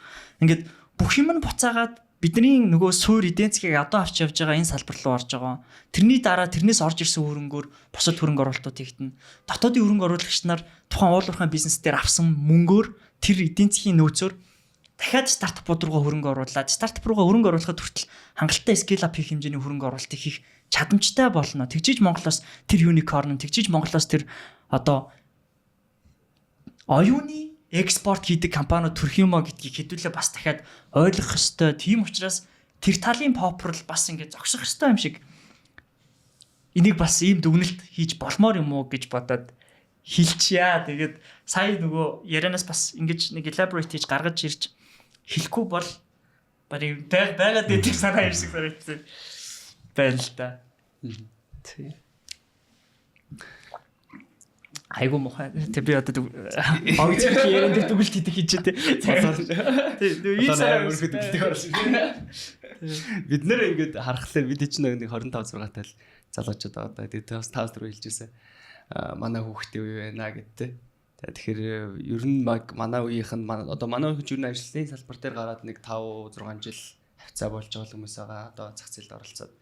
Тэгэхээр ер нь манай үеийнх нь бас ер нь хандаж хэлэхэд юу байна? Магадгүй таны хүүхд дээрээ харж байгаа өнцөг. За ингээд бид нэг 2 цаг нэг яриа суухад бид нар дээр харагдаж байгаа. За тэгээд түрүүн бас ялжсэнчлэн хөрөнгө оруулж байгаа компаниудад нь манай үеийнх нь үжи ороод ингээд явж байгаа байх. Яг манай үеийнхэн дээр ер нь харагдаж байгаа юм юу байна? Таад ер нь энэ дээр нь засчвал ингэчүүл гэдэг зүйлүүд нь тань дээр ер нь юу гэж ажиглагдсан бэ? Хүүхдүүд дээр ер нь ямар зүйл байна вэ? Яг хөө. Шал өөр үеэлтэй. Тэгээ би зүгээр энэ шинэ энэ 90-ад оноос хойш 2000 оноос хойш энэ шинэ үе болоод асар их өөрчлөлтийг авчрах үе байна л да. Манай бизнес зүгээр одоо манай худалдааны бизнес, манай брендинг гэдэг бизнес төр хүртэл нэлээд том нөлөө үзүүлж байна л да. Тэгээ яг ажиллаж байгаа залуусуудаа харахад хүртэл их тийм өрмөц хүүхдүүд байх юм. Айгу тийм жоохон чангахан одоо үгэлэхэд хүртэл тэрийг одоо хүлээж авч байгаа байдал ч юм уу те. Тэгээ яг дутагдaltaас тал байна, сайн тал их байна. Сайн тал нь бол айгу тийм маш хурдтай байна. Тэгээ мега айгу урмын нөгөөдөө бол эднэрт айгу тийм бүтээмж өндөртэй хүүхдүүд ирж байна. За тэгээд цаашдаа бол одоо мэдээж ойрын 2 3 жилд бол эдгээр хүүхдүүд бол ер нь нэлээд олон юмыг өөрчлөх байх. Тэр эйжент гэдэг юмнуудыг өдөртдөг мундаг бүтээмжтэй хүүхдүүд гарч ирэх байх. Зүгээр яг сул тал гэвэл яг би зүгээр боддгийн. Ингээ харж байгаа зүгээр айгу тийм жоохон төвчээргүй байна гэж харагддгийг. Тэгээд англиараа нөгөө discipline гэдэг ба шүү дээ. Тэгээд аль ч юм дээр ингээд discipline буюу тэр төвчээр гэдэг юмыг бол суулгачвал тэгээд бүх юм дээр шүү дээ. Тэр одоо юу хүн одоо залуу хүн алдаж болно шүү дээ. Гэхдээ өөч болно, яач болж болно. Тэгэхдээ тэрийгээ дандаа хязгаараас тавихгүй байвал те. Тэгээ тэрнээс тэрийгээ бас сайн хараасаа гэж боддгийн. Тэгээд дээрэс нь хитрхи комфорт байна гэж харагддгийг надад. Одоо их тав тухтай байдал байгаад байна уу. Одоо бидний аав ээжийн үеийнхэн ч бол одоо бэби бум үеийнхэн бид нар бол социализмын хүүхдүүд ч юм уу бид нар нэг үсгэлэн байсан. Тэгээ хүүхдүүд нөгөө одоо нөгөө англиараа хүмүүс хэлдэгчтэй би hungry бол урагшлаг гэдэг ч одоо үсгэлэн байвал тэмүүлэлтэй байна, мөрөөдөлтэй байна урагшлаг гэдэг. Тэгээ ихэнх хүмүүс залуучуудын мэн ингээ мөрөөдөл нь байхгүй болсон байдаг юм болоо гэж харагдаад байгаа. Яагаад тэгэхээр би ажлаас гарч байгаа зарим менежерүүд харж байгаа. Тэгээд яасан гэсэн чинь цуслан дээрээ байгаа гэсэн чинь яасан гэсэн чинь нэг сарын ажилгүйдлийн тэтгэмжээ аваад тэгээд тэр хооронд жоохон нэг хэсэг жоохон байдлыг харзнандаа гэдэг. Надад харамслаа сонсгож байгаа. Хайрын залууноос те 2-3 сар зүгээр л гэп авч ийн гэж байгаа байхгүй. Тэгээд бид нар тэгээд ийм цөөхөлөө бид нар яаж хөргөжлөх юм болоо гэж надад зөв харамслаа санагддаг. Тийм учраас бид нар бүгдээрээ нэг юм өсөл тэмүүлэлтэй урагшилж байгаасаа те. Тэгээд зарим үед өөрсдөө нэг тодорхой хэмжээнд одоо зовоогоос өгч үсмэр санагдана. Тэгхгүйгээр бид нар яаж энэ улс орнтой өрсөлдөх юм те. Тэгтээ яг мэдээж Сингапур, Солонгос эдрийг харахаар нэг юм азтай үеийг тулцсан юм шиг. 1960-аад оны үед гэх нэг юм жоохон хатуу тэгс мөртлөө айгүй алсын харагтаа тийм өдөртөгчтэй байсан. Ликвай юуч гэдэг юм уу те. Тэр нь өөрөө бол айгүй тийм маш мундаг алсын хараатай. Тэрэн дээр айгүй тайм одоо нэг харахад тийм айгүй харгас тийм одоо тоталитар дэглэм үсгэхэд тэрнийхээ одоо хүчээр бүгнийг шийдэжсэн юм шиг хүртлээ. Эргээд тэрний амжилтаа хэрэгжүүлсэн үр шимийн өнөөдөр улс орнод хүртээд яг тэр чиг шугамаа алдаагүй ингээ Сингапур гэдэг тогтмол урагшилж байгаа байхгүй. Солонгосч тэр сая ерөнхийлөгч аваа хайчлаа те. Жижигхэн зүйлээс бол. Тэгэхэд манай дээр бол өнөөдөр тиймэрхүү юмыг яг одоо улс төрийн мэдрийг боддог л байлгүй те. Яг сошиалист лайд юм шиг байна. Тэгтэл энэ дээр бол яг олон залуучууд гарч ирж байна. Тэгээд өөрчлөх л байх л та. Төрөөнийх дээр нөгөө үе болгоны өөрсдөнгийнх нь асуудал нь адилхан байгаад байгаа шүү дээ. Бидний одоо жишээ нь ээж аав уйлгах тэр яг тийм яг лижерлээ тийм үсгэлэн байсан үе те. За хөдөлгөхгүй л болохгүй. Тэр хүмүүс маань ингэж одоо өөрсдийнхөө амьдралыг за юу ч гэсэн нэг юм хоолтой гэр оронтой ингээд нэг юм болгочоо гэж явсаар хагаад хүрсэн. Тэгэнгүүт нүд тэр айцаа биднэрт бити байгаасаа гээд бидрийг хитрхи хитрээтэйгээд тэнгууд бид нар болохоор нөгөө багасаа нэгсний тэгж юм баг үзсэн үзэж эхлэхээр тийм нас айх айдас нь байхгүй болоод тэгээ бидний айдас нь баг шал өөр зүйлч юм шиг те тийм үе хоорондын бас нэг асуудлууд яваад байна уу гэж хараад байгаа. Харин тий. Тэгтээ зүгээр энийг би бүх газар байгаа гэж хараад байгаа. Одоо сүүлийн 90-ад он 2000 оноос хойш хүүхдүүд болгон дээр залуучууд болгон дээр. Гэхдээ бид нэр өөрсдөө зүгээр энэ цөөхөн монголчууд цаашдаа өрсөлдөөд бид нэр бусдаас хараад аль хор баг хараад бид нар улаасаа хараад болох байх. Гэхдээ бид нар гээд өөрсдөө бүтээдэг тем артун болохын тулд хөгжихийн тулд бид нар бол арай өөр баймар байгаа. Одоо би бол одоо энэ дээр бол онцгойлон одоо ганц зэрэг одоо мандалтай хатгалын ганц зэргийг бол би энэ дээр маш сайн тийм түүчэлж соён гэгэрүүлэх гэж тийм залуус мөрөөдлөх гэж ажилладаг юм болов уу гэж боддөг. Ярьдаг би ярианд сонсож байна. Тэгэхгүй бол бид нэр одоо хөгжингүү герман ч юм уу барууны орн бол яах аргагүй цагийн хугацааны одоо 300-400 жил манлайлж исэн энэ улс бол яах аргагүй хэмжээ. Энийг бол одоо яах одоо ойлгох нь те бэби бумын дараа хөгжлийн өндөр түвшинд авчихсан одоо буцаад хөнж. Бид нар бол хөгжиж амжаагүй дараагийн юм руу одоо залуучууд маань комфорт зонд орно гэдэг бол надад их харамслаа санагдаад байгаа юм. Бид нар зөндөө олон юм хийж чадаагүй. Бид нар эрчим хүчний хамаарлаас гарч чадаагүй. Бид нар махаач гэсэн нэг цонхны бодлогоор амжилтаа гаргах боломж гаргаж чадаагүй. Бүгдээрээ хоорондоо өрсөлдөн бүгдээрээ одоо нэг юм 4% хүртэл бид нар нэг юм тогтож чадаагүй. Тийм учраас зүгээр яг залуучуудыг айл болохоор түүх сайн амжаасаа хэлж бодмоор. Тэгээ би зүгээр стартапууд түрүүн нэг асуултан дээр гарч ах шиг байсан. Яагаад орох болсон шалтгаан юм болоо гэд. Би нэг кейс стади их уншдаг юм шиг. Тэгээ болсон гэдэл. Тэгээ 100 жилийн өмнө одоо ямар хүмүүс алдаа гаргаж ирсэн. 200 жилийн өмнө эсвэл 10 жилийн өмнө эсвэл монголчууд анх 90-ад оны үед бизнес хийхдээ хүмүүс хоорондоо яагаад одоо ямархуу хэмжээнд ах トゥ ус хүртэл хоорондоо уулзахгүй хэмжээнд хүртэл урж тэ нэг гэрт орох одоо тангарага тасралтал гэж болж исэн гэх тийм юмыг би их ажиглаж уншдаг байсан учраас тэгээ бид нар хуучин цаг үеэсээ суралцаасаа тэгээ түүхээсээ уншаасаа гэж бодох юм биш тэгээд. Тэгээ бид нар нэг юм комфорт зонд орох ус мөн үгүй юу л гэж би бодогдоод байгаа юм. Чи тухтай Яриул хүмүүс аюул удаан яриа болох байна л та яриул те. Ааха. Буцаал нөө дисциплин рүү л орох гээд явах шиг байна л да. Таны яриан дээр хэд ч тавтагдчихлаа.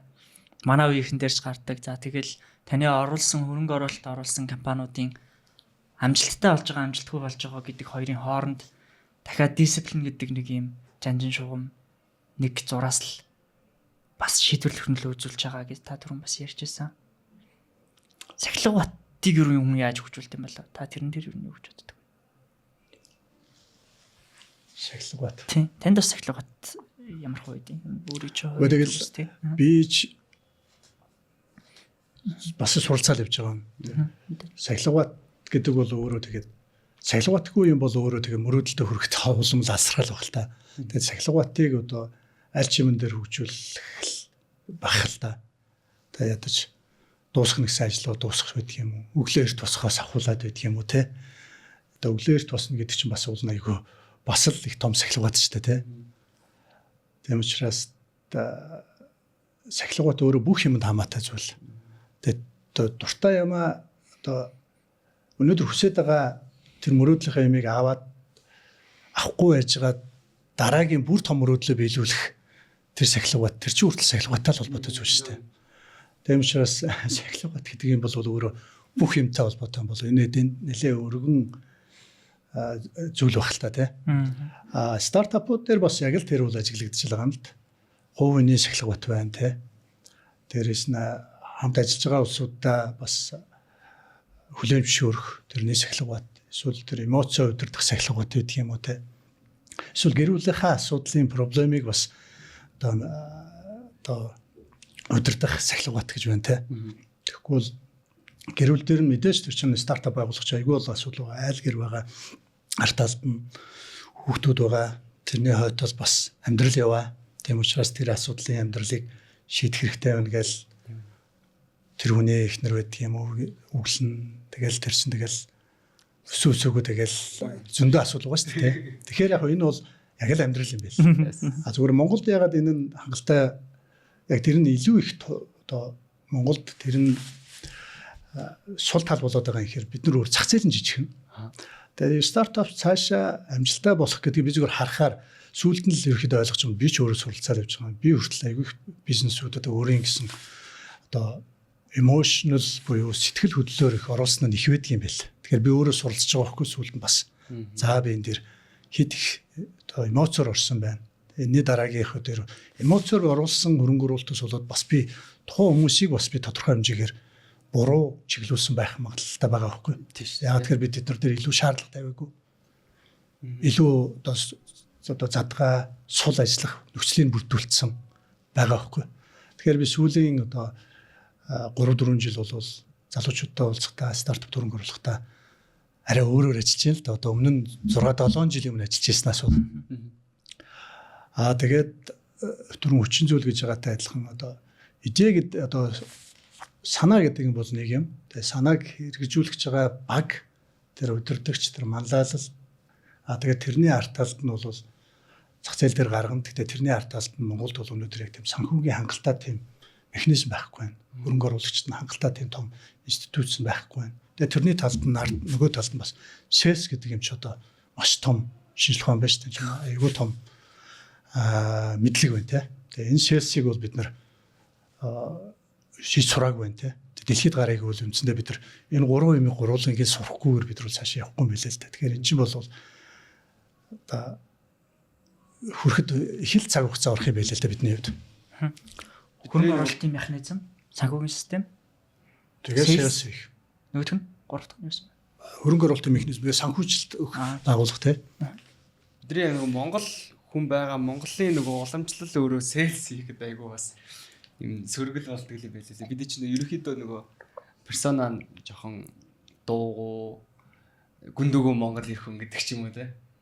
Тэгээ хараад тахлаар яг гадагшаа интернэшнл тал руугаа sales хийж байгаа хүмүүсийн цөөр нь арж хөөр байх жишээ. Тэр дийлэх гэж хавдаад байдаг. Санагдаад байдаг шүү дээ. Тийм. Би бол наад дээр ч айгүй санал нэгтэн. Бид тэрвээ sales хийж чадахгүй бол бид нар юу ч чадах тэргээ хиймээр юм санагдаад байна. Урт хурц. Sales хийж чаддаг тэр үйлчлэгээ үзүүлдэг бид нар тэр Филиппинууд байдаг юм уу? Тэр гадны улсуудыг оруулаад ирмээр санагдаад байна. Зөвхөн өнөөдөр бид нар бусад улсын одоо зөвхөн 20 жилийн дотор өсрөнгөө хөгжсөн одоо Эмиратыг харъя л да тий. Одоо сүүлийн үед Сауди Араб байна тий. Тэд нар бол үндсэндээ гол тоглоомын дүрмээ тодорхойлол тэгэл тэрлөгөө гол хөрөнгө оруулалтайгаа хоорондоо тохирол хамгийн чадварлаг, хамгийн сайн sales хийдэг, хамгийн сайн инженер, хамгийн сайн тэр үйлчлэгээ үзүүлдэг тэр хүмүүсийн гаднаас өндөр цалинтайгаар татаад аваад ирж байгаа юм. Тэгээд нөгөө арабууд нь өөрсдөө хамгийн гол одоо удирдах ажлуудыг хийгээд өөрсдөө хөгжүүлээл тэгээд эд үтс рүү хөрөнгө оруулаад газрын тос дууслаа гэхэд дараагийн одоо хөгжил бол тэдний өнөөдөр одоо Эмиратын одоо хамгийн том орлого бол газрын тос биш болсон юм билээ шүү дээ. Айл эдийн тэр чинь бүр 5-6-аар орцсон юм билээ шүү дээ. Хамгийн том нь бол одоо property хөрөнгө оруулалт. Тэгээ ажил жуулчлал. Тэгээд инновац болоо явьсан байна цааш. Хамгийн том инновацийн одоо хөрөнгө оруулалтын юуднууд чинь тэнд очиж байна те. Санхүүгийн төв болцсон байна те. Хаб болцсон байна те. Тэгэхээр бид нар бол чадах юмаа эсвэл чаддаг үнээр нь хийх хэрэгтэй юм шиг. Бас нөгөө талдаа бид нар майндаа өөрчлөх хэрэгтэй юм шиг те. Бидний өнөөдөр хамгийн том боломж юу юм бэ? Мэдээж уулуурхаа газрын баялаг, өдөөжхон бүтээгдэхүүн, ноолуур байгаа. Нөгөө талд аялал жуулчлал. Аялал жуулчлал хүртэл бид нар бэлэн юм уу те? Бид нар хүртэл одоо энэ оюун санаагаа бид нар өөрчлөхгүй бол бид нар аамуусаа хужаанарч гэдэг юм уу? Бид нар тэрийг боломж гэж харахгүйгээр бид нар тэрийг нөгөө нэг одоо үйлчлэхээ муу үзүүлдгээрээ харуулах. Дээрээс нь тэднэрт үзүүлж байгаа хандлагаараа харуулах юм бол бид нар яаж ажиллаж үүс татах юм те? Өнөөдөр бид нар Францад очисон ч тэр Оросд очисон тэр хятадаар меню нь байна. Өнөөдөр бид нар хятадаар менюг нь тавьчихвал хятад улсаа гэж бас л шүүмжлээд эхлэх баг те. Тэгэхээр бид нар тэр хятад хүнд нь тэр ойлгогдохоор сервисийг үзүүлэхгүйгээр үйлчлэгийг нь үзүүлэхгүйгээр бид нар яаж тэр хүмүүсээс одоо үйлчлэгийг үзүүлэх юм те? Мөнгөний авах юм те? Тийм учраас бид нар мандаа өөрчлөлмөр санагддаг. Хүн ер нь мэдгүй юмасаа хамгийн их айдаг. Гэтэл нөгөө манайхан гадаадтай хамтрал, гадаад орны бизнес эрхлэгч нартай гадаад түнштэй хамтралыг өөрсдийнхөө юмыг алдах, шулуулах гэдэг өнцгөөс амар их харж айдаг айдас байгаад байгаа. Эсвэл орж ирж байгаа гадаадаас орж ирж байгаа талантыг Монголыг эзлэх чинь гэж харж байгаа юм шиг тий. Нэг ийм төрлийн харанхуй айдас байгаад байгаа бас айгүй шалтгаан. Тэр нөгөө шалтгаанууд, тэр нөгөө айдсын илрэл чинь бас сая хувьдлагын сонсгол дээр бас айгүй харагдсан юм шиг санагдсан. Тэнд нөгөө тухайн үеийн гэрээ хэлцээр хийж байгаа хүмүүс доторх талантууд нэмээд дээрээс нь тэр нөгөө гадаад томоохон бизнесүүдтэй томоохон гэрээ хэлцэл хийх, томоохон хөрөнгө оруулалтын төслүүд дээр ажиллах, хуулийн, санхүүгийн тэр чиглэлийн талантууд, тэр чиглэлийн мэдлэгтэй хүмүүс цөөхөн байх үед тэрний айдсан дээр тоглож исэн тоглолт тухайн үедээ нөгөө төрлийн популизмыг өдөөсөн байдаг ч юм уу. Буцаага дахиад Монгол руу орж ирж байгаа тэр дотоодын талантуудтай ажиллах, дотоодын талантуудад өндөр цалин өгөх гэдэг юм уу. Тэгээд тэр урсгалыг нээж өгөх. Тэр хамтрлууд ингээд олон удаа хийгдчихийж тэр төлийн бас нөгөө мэдлэг сайжраад, ойлголт сайжраад тэрний дараагаас бас нөгөө таны ярьж байгаа салбарууд бүгд хөгжихдээр бас тийм болох юм шиг. Айгуу их санагц. Толгой гэрээ мэрэг бол би сайн мэдэхгүй. Зүгээр яг хуу анх яаж явах үед бол би өөрөө зүгээр л бас л нэг сонгогч, бас л нэг иргэний хуваар л мэдээлэл авдаг байсан. Тэгээд тухайн үед нь одоо 51% улс авах ёстой гэл популизм хийж яхад бол бас л мэдэхгүй нэрээ 51% нь авах зүв байсан ч юм болов уу гэж тухайд боддог л байсан. Тэгээд сүүлд нь нэлээд тэр чинь явж 34% дээр тогтоод өнөөдөр бид 34%-ийнхаа хариуцлагыг үүрээд мэдээж тодорхой хэмжээгээр эрсдэл үүрээд энд явж байгаа. Бидний хийсэн алдаа байгаа л бах те. Гэхдээ зүгээр хожим зүгээр бас л бид нэр суралцж байгаа. Тэгээ бид нар одоо үүнээс цааш бол бид нар нэг тийм хувь эзэм шаардлагагүй юм шиг л харагддаг шүү дээ. Тэрэнд орвол бид нар тэр бизнес хийх эрхлэх боломжийг хангаал, хүн суртал баг гаргаал, тэгээд дэлхийд өрсөлдөх чадвартай одоо үйлдвэрээ байгуулад, нэмэртэг үүсгээд татвар сайн төлөөд, татвараа бид нар сайн аваад, тэгээд тэрийг тэгш хүртээмжтэй бусад одоо дэд үтс боловсрол идэрлэгөө хийх нь зөв юм болов уу гэж би зүгээр харах юм байна шүү дээ. Түүнээс одоо айдас гэдэг юм бол айгүй харьцангуй зүйл байх. Зүгээр жишээ нь дахиад цөмөрөө харъя л да. Сингапурын унган хүн гэж юу юм бэ харахаар чинь бараг Сингапурын одоо бараг 30-аас илүү өнөхөө бараг хятад. Биш ээ зүүннүүд Азийн одоо Тайландууд ч хүртэл 20% хятад юм шиг. Сингапурын бараг талаас илүү хятад байгаа хэ. Үндсэн унган иргэдэн те. Тэгээ тэрнээс хойш энтэхгүй бас энтэхгүй нэлээд төлхөө байгаа. Тэгээ Сингад өнөөдөр яг унган Сингапур хүмүүс гэж ямар хүмүүс байдаг юм. Сая Эмиратад гэхдээ унган одоо Эмиратын хүн амаасаа илүү 6 саяын гадны иргэд шүү дээ. Тэр энтэхгүйд байна. Айгуу сайн талантууд буюу айгуу сайн босралтай хүмүүс тэнд байна. Эмират Airline-ыг хүртэл дандаа гадныхан ажиллаж байна те. Тэглээгээ тэр улсын өрсөлдөх чадвар сайжраад тэдний амьдрал сайжирч байна шүү дээ те.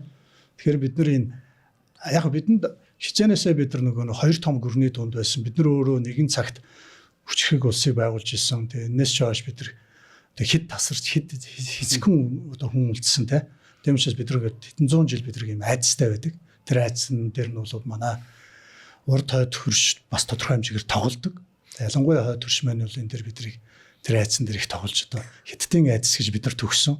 Тэгээ би бол тэрнийхээ балансыг барих ёстой юм болов уу гэж боддог шүү дээ. Мэдээж огтой байхгүй байх. Тийм учраас гадны хөрөнгө оруулалт, гадны жуулчин, гадны одоо хүмүүс ирж Монголд ажиллахыг бид нэр хориглоно гэдэг бол хамгийн буруу зүйл. Мэдээж тэд эхэндээ биднээс төлхөө илүү л ажиллана шүү дээ. Уулаасаа хаа нэг газар гадаадад очиж ажил хийж амьдралаа өөрчлөх гэж байгаа эсвэл тийм хүмүүс дандаа сэргэлэн усуд л ирнэ шүү дээ. Тэгэхээр тэд нар ч мэдээж төрүүлээд бид нар алхах. Тэгээ бид нар тэрнээс нь бас хамт алхах нь. Тэгэхээр тэр чинь хөгжил авчирсдаг гэж би бол ховдтой үздэг. Одоо яг энэний араас одоо Африкийн улсууд аягүй сайн явж шүү дээ. Хөрөнгө оруулалт аягүй сайн татж байна. Ботсванагаас ахуулаад те. Тэгээд одоо Арабын орнууд ч одоо шал өөр болгож шүү дээ. Номан байна те. Сауди Араб өнөдөр бас яаж юм те. Дандаа л гадныхныг авчирч байна. Тэгэхээр энэ айцыг л өөрчлөх хэрэгтэй юм шиг санагддаг шүү дээ. Соёл exchange гэдэг юм бас давхар яваад байгаа байхгүй те. Энийг чи ингэж хийж болд юм биш те. Тэгэлгүй ингэ хийж чам чинь энэний нэг чигээл бас нэг айгуу том хөгжөөнд уусаа түрүүний ярьдаг том компани асуудал чинь гэсэн айгуу том соёлд өгч байгаа. Харин Сингапурт ирсэн, Америкт ирсэн. Тэгээ одоо зүгээр би нэг зүгээр өөрөө л юу шүү. Амжилттай соёл түгээдэг компани тийм үр шим бол айгүй их байдаг. Тэгээ би тэгэр ойлгохыг сая зүг буруу гэж ярьж байгаа ч гэсэн тэнд ажиллаад тэндээс амжилттай болсон зөндөө олон залуучууд стартап компаниудыг би харж ирсэн. Одоо айгүй амжилттай явж байгаа. Яг тэрнтэй адилхан айгүй амжилттай яваа MCS өнөдөр монголчууд хамгийн том татвар төлөгч хамгийн олон ажлын байр бий болгож байгаа. Зөвхөн MCS биш олон компаниуд байгаа. Тэдгээрт ажиллаж байсан улсууд тэндээс гараад дандаа амжилттай болдог. Энэ айгүй сайн соёл, айгүй сайн хүн тэр хүмүүсийг мэдлэг өгсөн байна. Айгүй сайн хүмүүжүүлсэн байна. Айгүй сайн цахилгаатай болгосон байна. Тэгээд эдгээр хүмүүс эргээд хөгжил авчирч байгаа байхгүй. Тийм учраас бид нар энэ амжилттай яваа юмыг улам одоо дэмжиж, тэтгээд одоо зөв ойлгоод те ийм олон амжилттай компани гараасаа гэж бодох систем шиг санагддаг шүү дээ те. Гадны хөрөнгө оруулалт, гадны компаниуд улам орж ирээсэй л гэж бод. Мөрөөдөж штэ. Ажил хийж үзээгүй байжгаад тэгээд амжилттай бизнес хийнэ гэж бол мэдээж байхгүй бах тий. Одоо жишээ за одоо та түрүү ярьж байгаа MCS оюутлогооч гэдэг юм уу, за магадгүй 5 богд бод чухлаа гэл томоохон групп компаниудад ажиллаж ирсэн залуучууд л дараа нь стартап хийх, дараа нь өөр бизнес эрхлэхтэй, тэнд нөө хавтай, тэнд нэтворкингтэй, тэнд ингээд тодорхой хөшүүргүүдтэй, нэмээд дээрээс нь сахилгаатай байгаа бах. Таны бизнес дээр ч гэсэндээ өмнө нь номинд SEO хүртэл дэвшиж ажиллаж байгаа тэр зам нь дараагийнх нь юун дээр нөлөөлж байгаа байх. Залуучуудыг бизнес хийж үзэхээс өмнө заавал хүний дор ялангуяа том системтэй сайн соёлтой компани дээр ажиллаж үзээрэй гэж та зөвлөх үү? Ер нь тэр талаар та ямар зөвлөх вэ? Өөдөглгүй яах вэ? Би зүгээр яг нэг юмыг би харддаг. Монгол хүний онцлог юм уу? Бид нар жоохон нэрлэх үү? Нэрлэх учраас бид нэр яагаад гэдэг асуултыг ер нь тавьдгүй. Эсвэл өөрийнхөө чадахгүй юм дутуу байгаа юм бид нар асуудаг. Тийм учраас асуудаг байгаасаа тийм учраас амжилтаа яваа хүнтэй найзлаасаа элен талангүй асуугаасаа нөгөө өмнө ч гэсэн мэдээж эргэж мэдлэг түгээгээсээ эргэж хилээсээ хуваалцаасаа хүн байх утга учир тэр шүү дээ. Тэгэхээр мэдээж хүн болгоныг одоо шууд стартап битгий том байгууллагад аварч ажил гэж хэлэхэд хаашаа. Гэхдээ болж л өгвөл ажлын гараагаа бас амжилттай ажиллаж байгаа эсвэл амжилттай ажиллах магадлалтай тийм хүн өдөртөө хамтраад ажиллаад туршлага сорвлуулаасаа гэж тэр хүн мэдээж хоёр гараа өргөөл дэмжинэлтэй.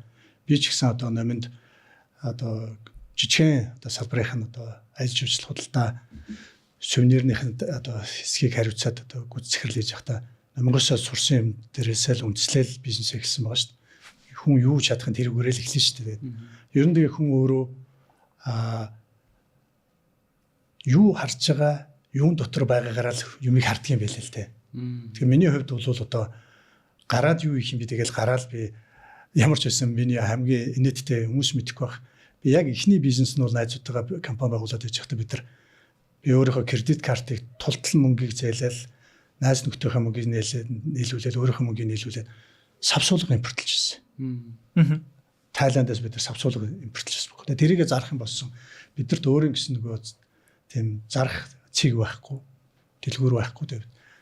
Дэлгүүрүүдээр тавина. Тэр маань бас бидний өөрсдийн туршлагагүйгээс болоод тэр нь амжилтгүй болж байсан. Тэгээ дараа нь бол мэдээж спорт бараа оруулж ирсэн. Бас амжилтгүй болж байсан. Sky Resort нөхөөс өмнө цаана Канки тэгээд цанууд оруулж ирж ирсэн тий.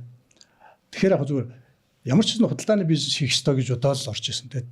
Тэндээс сурсан зүйл тэгээд гадагшаа үзэсгэлэн холбоо харилцаа тэрэн дээрээсээ суурилж байгаа юм л да.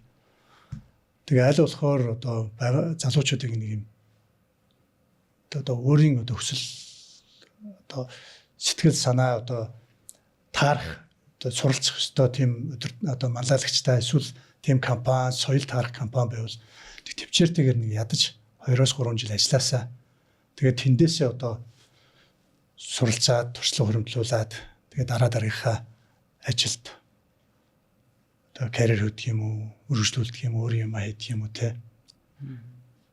Гэдгийг бол 100% тэгжил зөвлөлнө л доо. За яг одоо бидний сууж байгаа энэ орчин болохоор Стил хэмээх ресторан байгаа. Olympic Residence-ийн 2 давхар яг Шангрила эсрэгтэл байрлаж байгаа энэ хүү ресторанаар та бүхэн маань зочлоод найзууд болоод ажлын хамт олон гэр бүлтэйгээ цагийг өнгөрөөхөө хүсэх юм бол энд ирээрэй. Тэгээд хамтран ажиллаж байгаад баярлалаа. Нэлээд олон жилийн өмнө бид нар нөгөө Нямшамбу багштай бид нар нэг бурхны шашны тухай нэг хичээл авсан. Тэгээ бид нар нөгөө бурхны шашин одоо ямар үсэл гаралтай тэрийг нэг юм бүр сууртайгаар бид нар хичээл авах гээд бид нар өглөө болгон 6-7 цагт хичээл авч байсан. Тэгээс манай найзууд нэг бид яг тухайн үед нэг сонгуул яг дуусчихсан. Тэгээ манай найзууд дотор бид хамтдаа сууж байсан дотор бол арчсан намын хүн байгаа, ардын намын хүн байгаа. Тэгсэн манай нам тийм авсан байна, манай арчсан нам тийм авсан байна. Манай Монгол ард явсгал нам ийм нам санал авсан байна гэж юм. Тэгээ багш нэг үгэлжсэн байхгүй. Заадаа адилхан даа гэдэг. Юу гэсэн үг багшаа гэсэн чинь. Ер нь адилхан даа гэдэг. Та яг юу гэсэн үг чинь зүгээр бид нар нэг судалгаа хийсэн юм аа. Монгол Улсын их сургууль дээр судалгаа хийсэн. Тэгээд одоо цоошин iPhone утас бол одоо хэдэн буцааж өгөх вэ гэдэг санал асуулга явахад 10 хүүхдийн одоо нэг нь буцааж өгнө гэсэн. Олоод тий. Олоод. Тэгээд бусад одоо олоод буцааж өгөхгүй гэсэн хүүхдээс нь асуусан байгаа. Яагаад буцааж өгөхгүй гэсэн чинь. Би олсон шүү дээ, би хулгай гэв. Тэгээ яг багш бол эн чинь зүв зүйл юм уу? Тэгээ энэ утсыг чинь тэр хүн авахгүй ч одоо ээж аав нь одоо илүү хөдөлмөрсөн байгаа. Тэр хүүхд өөрөө илүү цагаар ажилласан байгаа. Эсвэл хүүхдүүдийн хичээл ном хийж өгч одоо ямар байдгийг те хөдөлмөрлөөд авсан байгаа. Тэрний цааталд харамсал те тэрийг хайсан харамсал тэр өөрөө яаж чамд буцаж ирэх вэ? Тэр талаас нь бодож үзсэн гэсэн чинь нэрээ тийм биш үү гэж бодсон. Яг энтэй адилхан ус төрд байгаа хүмүүс маань гэдэг энэ коноп тарах юм уу, гар ушиг зурах гэдэг бол өөрөө баг ижилхэн зүйл шүү дээ. Би хулгай хийгээгүй, би зүгээр л гар ушиг зурсан шүү дээ. Тэгээ энэний хооронд нь ялгаа байгаа юм уу те? Тэр 100 сая төгрөгөн дээр гар ушиг төрөх. Тэр нэр 2 сая төгрөгийн iPhone утсан дээр би хулгай хийгээгүй, би олсон гэдэг. Тэгээ хизээ сайжрах вэ гэж харахаар яг тэр одоо би одоо үеийн хүмүүс бол өөр болсон байх л та. Энэ чинь 10 жилийн өмнөх бидэрт зөв босцсон яриа. Тэгээ би бол одоо сүүлийн үед улс төрд орж иж байгаа шинэ залуучуудыг бол айгүй тийм шал өөр болж орж шинэ үеийн хүүхдүүдийг бол өнөөдөр их сургуулиас ямар ч тохиолдолд хүний хайсан ямиг бол хитэн буцааж өгөх гэдэг дээр бол би ямар ч байсан нэг 6-нд буцааж өгөх болов уу гэж итгэцэг тийм үе ирж байгаа. А тэрэн шиг улс төр дээр ч гэсэн бид нар цаашаа тийм зарчимтай тийм хүмүүс одоо гарч ирэх байх гэж найддаг. Энэ хоёр бол адилхан зүйлсэл гэж боддог л доо. Тэгэх юм учраас болж л өгвөл би зөв улс төр дээр олон залуучууд ороосоо бид нар хуучин үнэ сонгоол байвал одоо урсгалгүй ус өмхөрдөгтэй адилхан урсгал байхгүй бол мэдээж тэнд сайн янз янзэл урсгал орж ирэх баг. Гэхдээ урсгал байх тусам тэр улам эрүүлжинэ. Тийм учраас залуучууд ажиллахаар их орж ирээсэ гэж уриалдаг, итгэдэг. Тэгээ тэрний нөлөөч байх шиг үстэй. Ардын намч тэр, ардсан намч тэр айгүй залуучууд зөв дуурч байна. Өөрчлөлт. Энэ өөрчлөлтийг бид нар цаашдаа авчрахгүйгээр бид нар залуучуудын ирээдүй ярих, тэгшүрдэнчтэй эдийн засаг хөгжил ярихад бол хоол л доо. Тэгээ бид тэгээд халуураад шаал өөр юм яриад эхэллээ дээ. Үгүй зүгээр. За энэ дээр нөгөө та саяхан хоёлаа болцоход аюул цангуун 3 бот билгэлсэн шүү дээ. Тэр Монгол хүний угсаа гарвал төлөвшөл үндэслэлтэй холбоотой 3 бот байх шиг байсан. Тэгэд ер нь нөгөө сүүлийн үед бас яг нөгөө бидний ондоошил бид нар яг хин юм бэ гэдэг рүү нэлээд өнгөж байгаа. Буцаагаад өмнө нь тоодгүй байсан бол хөөргөтөө мэдлэлж байгаа, хөөргөлтөг тэр мэдчилгээг жишээлх юм бол өөрийнхөө амьдралыг шил буцаагаад оруулж ирж эхэлсэн гэдэг ч юм уу те. Сая подкаст эхлэхийн өмнө хөргөлөд эхэлж ах чинь.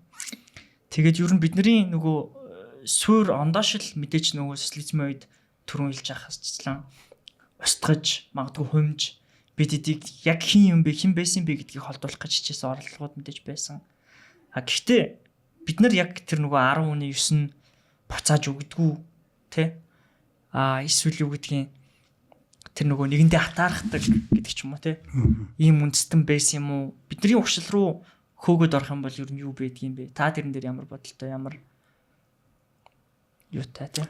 Суур зүйлтлээс бүрслэж өмнөхөөс хөөгд бодох юм бол харин ч эсрэгээр нь дуулна амар бахархдаг штэ. Зүгээр яг юундаа бахархдаг гэхээр одоо яг бидний нөгөө өмнөх түүхээрээ бахархаж байгаа нь ихтчээд жоохон бид нар балансыг алдагдуулчихад байгаа болохоос биш. Зүгээр яг хараа л та дэлхийд 200 гаруй улс байгаа. Тэрэн дотор одоо ийм том төр тулсыг том бүтээсэн улс нь хаана байдгийг хэд байдгийг те. Тэгээд Оросд одоо Кремль одоо Москвад очиод одоо тэр Кремлийн тэр байдаг Оросын түүхийн музейд хүртэл ороход хүртэл Монгол улстай ямар нэгэн байдлаар дараа 10 том заалных нь 3-4 нь бол Монгол улстай ямар ч байсан хамаатай байдаг. Тийм учраас бидэнтэй хамаатай л байсан те. Бид нар нэгэн цагт тэр улсыг бүрэлдэн том болгохтон одоо бидний нэг хэсгээс нь дараа бүрэлдэн том болгохтон бид нар өөрсдөө хоорондоо байлдаж байгаа л тэдрийг боломжийг олгосон. Хятадын одоо Forbidden City буюу мартагдсан хот гэдгээр ороход хүртэл мөн яхаарахгүй чингүрнээс ахуулаад одоо хятадын бүх цаг үед нь бид нар хамаатай л байсан байхгүй. Цагаан армийг барих шалтгаан хүртэл бид нар л байсан байгаа те. Тийм учраас энэ бол айгүй тийм бахарх түүх мөн те. Тэгэхээр энэ бол биднэрт байгаа тийм нэг юм сайхан зүйл дотор байгаа гэдгийг хэлээд байгаа. Харамслаа бид нар зөвхөн тэрүүгээрээ л амьдраад байна л да. Тэр гаргаж ирэх юуг нь бол мэдээж социализмын тодорхой хэмжээгээр бид нар бол асарсан. Гэхдээ байдгүй байгаа. Харамсалтай нь яг бид нар нөгөө хэдийн хэсэг хуваагдчихад бид нар нөгөө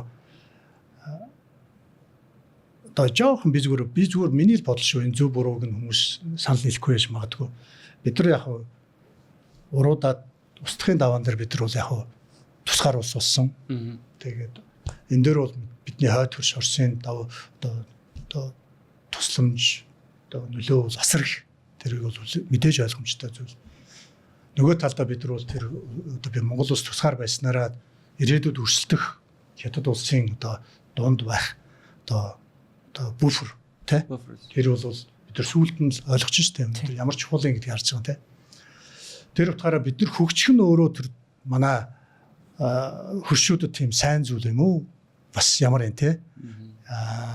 Ягаад тэгэхээр бидний хоотхын талд маань одоо 5-600 мянган бороод үндэстэн байна. 200 гаруй мянган халимаг байна те.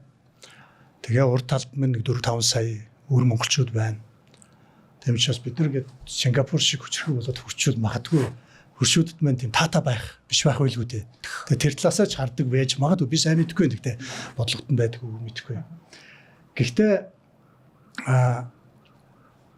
эндээс зүгээр хаа сул тал нь юу болсон бэ гэж би зүгээр бодохоор бид нар 70 жил өөрсдөө юм аяхгүй орсуудаар юм аялгцсан. Тэр үед зүгээр хаа бичдэг байсан юм уу бид нар цагаан арстныг боолжилдаг Аз үндэстэн гэж нэг. Гэхдээ яг үнэхээр дэлхийд тэгж ярьдаг байсан мэдэхгүй. Бид жоохон багт уншихад бол бид нар орсуудаар барилгаа байруулдаг хамаг байшингаа хороолоо босгосон 3 4 1-р хороол гэл те. Тэгэхээр орсуудыг болжсэн цорын ганц Аз үндэстэн гэл.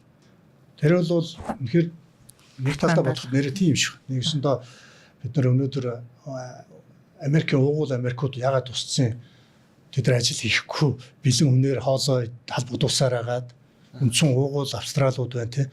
Үндсэн уугуул хүмүүсийг нь ерөөхдөө залахгүй ажил хийдгүү бүхнийг нь өмнөөс нь шийддэггүй байвал бид нар улмал одоо өрсөлдөх чадваргүй тэмцэх чадваргүй болно шүү дээ тийм. Тэгэхээр бид нар бол одоо тэмцэх чадвар мань өөрсдөө сайн 90-ад оны үед бид нар тэлжээлэгжсэн улс маань гинт өөртөө хөлчтэй. Гинт сандралд ороод 90-ад онд ч бид нар юу ч хөө болоод тэгээд сандралдаал хаа очиж бидний нөгөө нэг юм дасан зохицох чадвартайгийнх бид нар тэгээд ах нар маань 8 хийгээл урдаас бараа аваад авчираад Монголд байсан хамаг социализмын үед бүтээн байгуулсан зарим нэг үйлдвэрүүдийн юмнуудыг авч урагш навч зараад тэрүүгээрээ бас капитал үүсгээл хойшоо зараад гэл.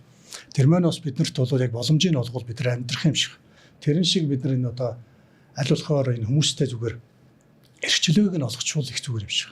Би сайн мэдэхгүй байна. Түрүүн жишээ дурдлаа. Одоо цаашдаа бидний өнөөдрийн хэрэгжилж байгаа эрчим хүч бид нар дутагдaltaа гэдэг хоёр одоо бараг 20-30% нь бид нар одоо оргил цаг үед бид нар Оросоос импортлж байна. Тэгэхээр ч одоо бид нар AI-гийн үе ирж байна. Датагийн одоо энэ их AI-гийн артал датагийн артал серверийн артал ажиллах хэрэгтэй эрчим хүч байх хэрэгтэй. Тэгэхээр бид нар өнөөдрийн одоо ирээдүйн хүн төрөлхтөн бол одоогийн байгаас 5 дахин их эрчим хүч хэрэглэнэ гэж байгаа бол бид нар одоо эрчим хүчний дутагдaltaй байгаа бол бид нар бүр их дутагдaltaй болох нь. Тэгэхээр энийг нь би болдог л бол боломжийг нь олгоод залуучуудад ч гэсэн жижиг ч гэсэн одоо 100 хүний 1000 хүний сумын хэрэгцээг хангах эрчим хүчийг гарах одоо хөгжүүлэх боломжийг нь олгочвол манай монголчууд аягүй сэрэг байхгүй. Салбар бол орон ажиллана да. За одоо бид хэдийн ерөн цаг нэлээд дуусах төгч юм л да. Тэгээ таны хувьд түрүүн дуусаагүй байсан юм уу? Тий. Bacteria Friends гээд BTF-ийн анхны нэр найзуудын тэр 20 дөнгөж гарсан найзуудын тийм цагаахан мөрөөдөл дээр үндэслэн бизнес гэл. Тухайд мөрөөдчихсэн мөрөөдөл таны одоогийн мөрөөдөл ямар мөрөөдлүүд байна? Таны мөрөөдөл бас хэр хувьсч чинь тэр талаасаа яриад тэгээд өнөөдрийнхөө энэ нэвтрүүлгийн төгсгий жаргая гэж бодож байна л та. Гэхдээ яг мөрөөдөл гэсэн чинь зүгээр цүнгээ айгүй амжилттай явсан хүмүүс ер нь одоо орвоогоос явсан хүмүүсийн мөрөөдлийг харахаарсан. Сүүлд айгүй энгийн болцдог гэж хэлдэг юм л шүү дээ. Гэхдээ яг хуу тэрийг тэгж хэлэхээр хүмүүс бас тийм наалтцгүй болчих واخ те.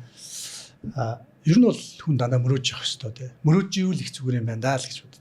Бидний хувьд бол зөндөө мөрөөл байгаа шүү дээ. Бид нар чинь мэдэхгүй байсан учраас хүн мөрөөдч чаддгүй. Гэхдээ бидний мөрөөдөл бол тухайн тойрогтой байдаг гэсэн те.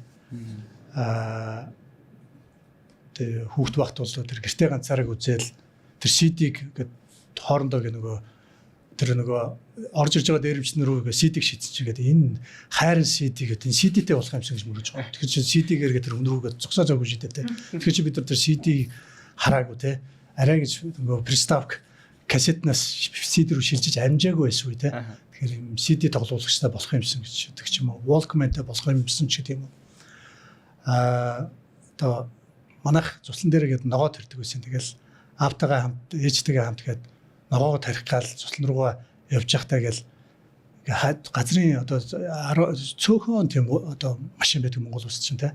Тэгээд хөвчлэн дарганаар үн. Тэгээд Волго өнгөрөхөөр гар өргөөл тэгээд хизээ нэгэн цагт нэг машинтай болох юмсан гэж мөрөөддөг. Тэгээд аав ээжигээ тэгээд суулгаад машиндаа аваад явах юмсан ч гэх юм уу. Тэгээд мөрөөдөл дандаа л гээл хүн үдсэн харснараа л гээл цаашлал ихтгэл байх л та. Мэдээж тэр үед бол би зүгээр мөрөөдчихсэн хамгийн домоор хөдөлгөөлсөн.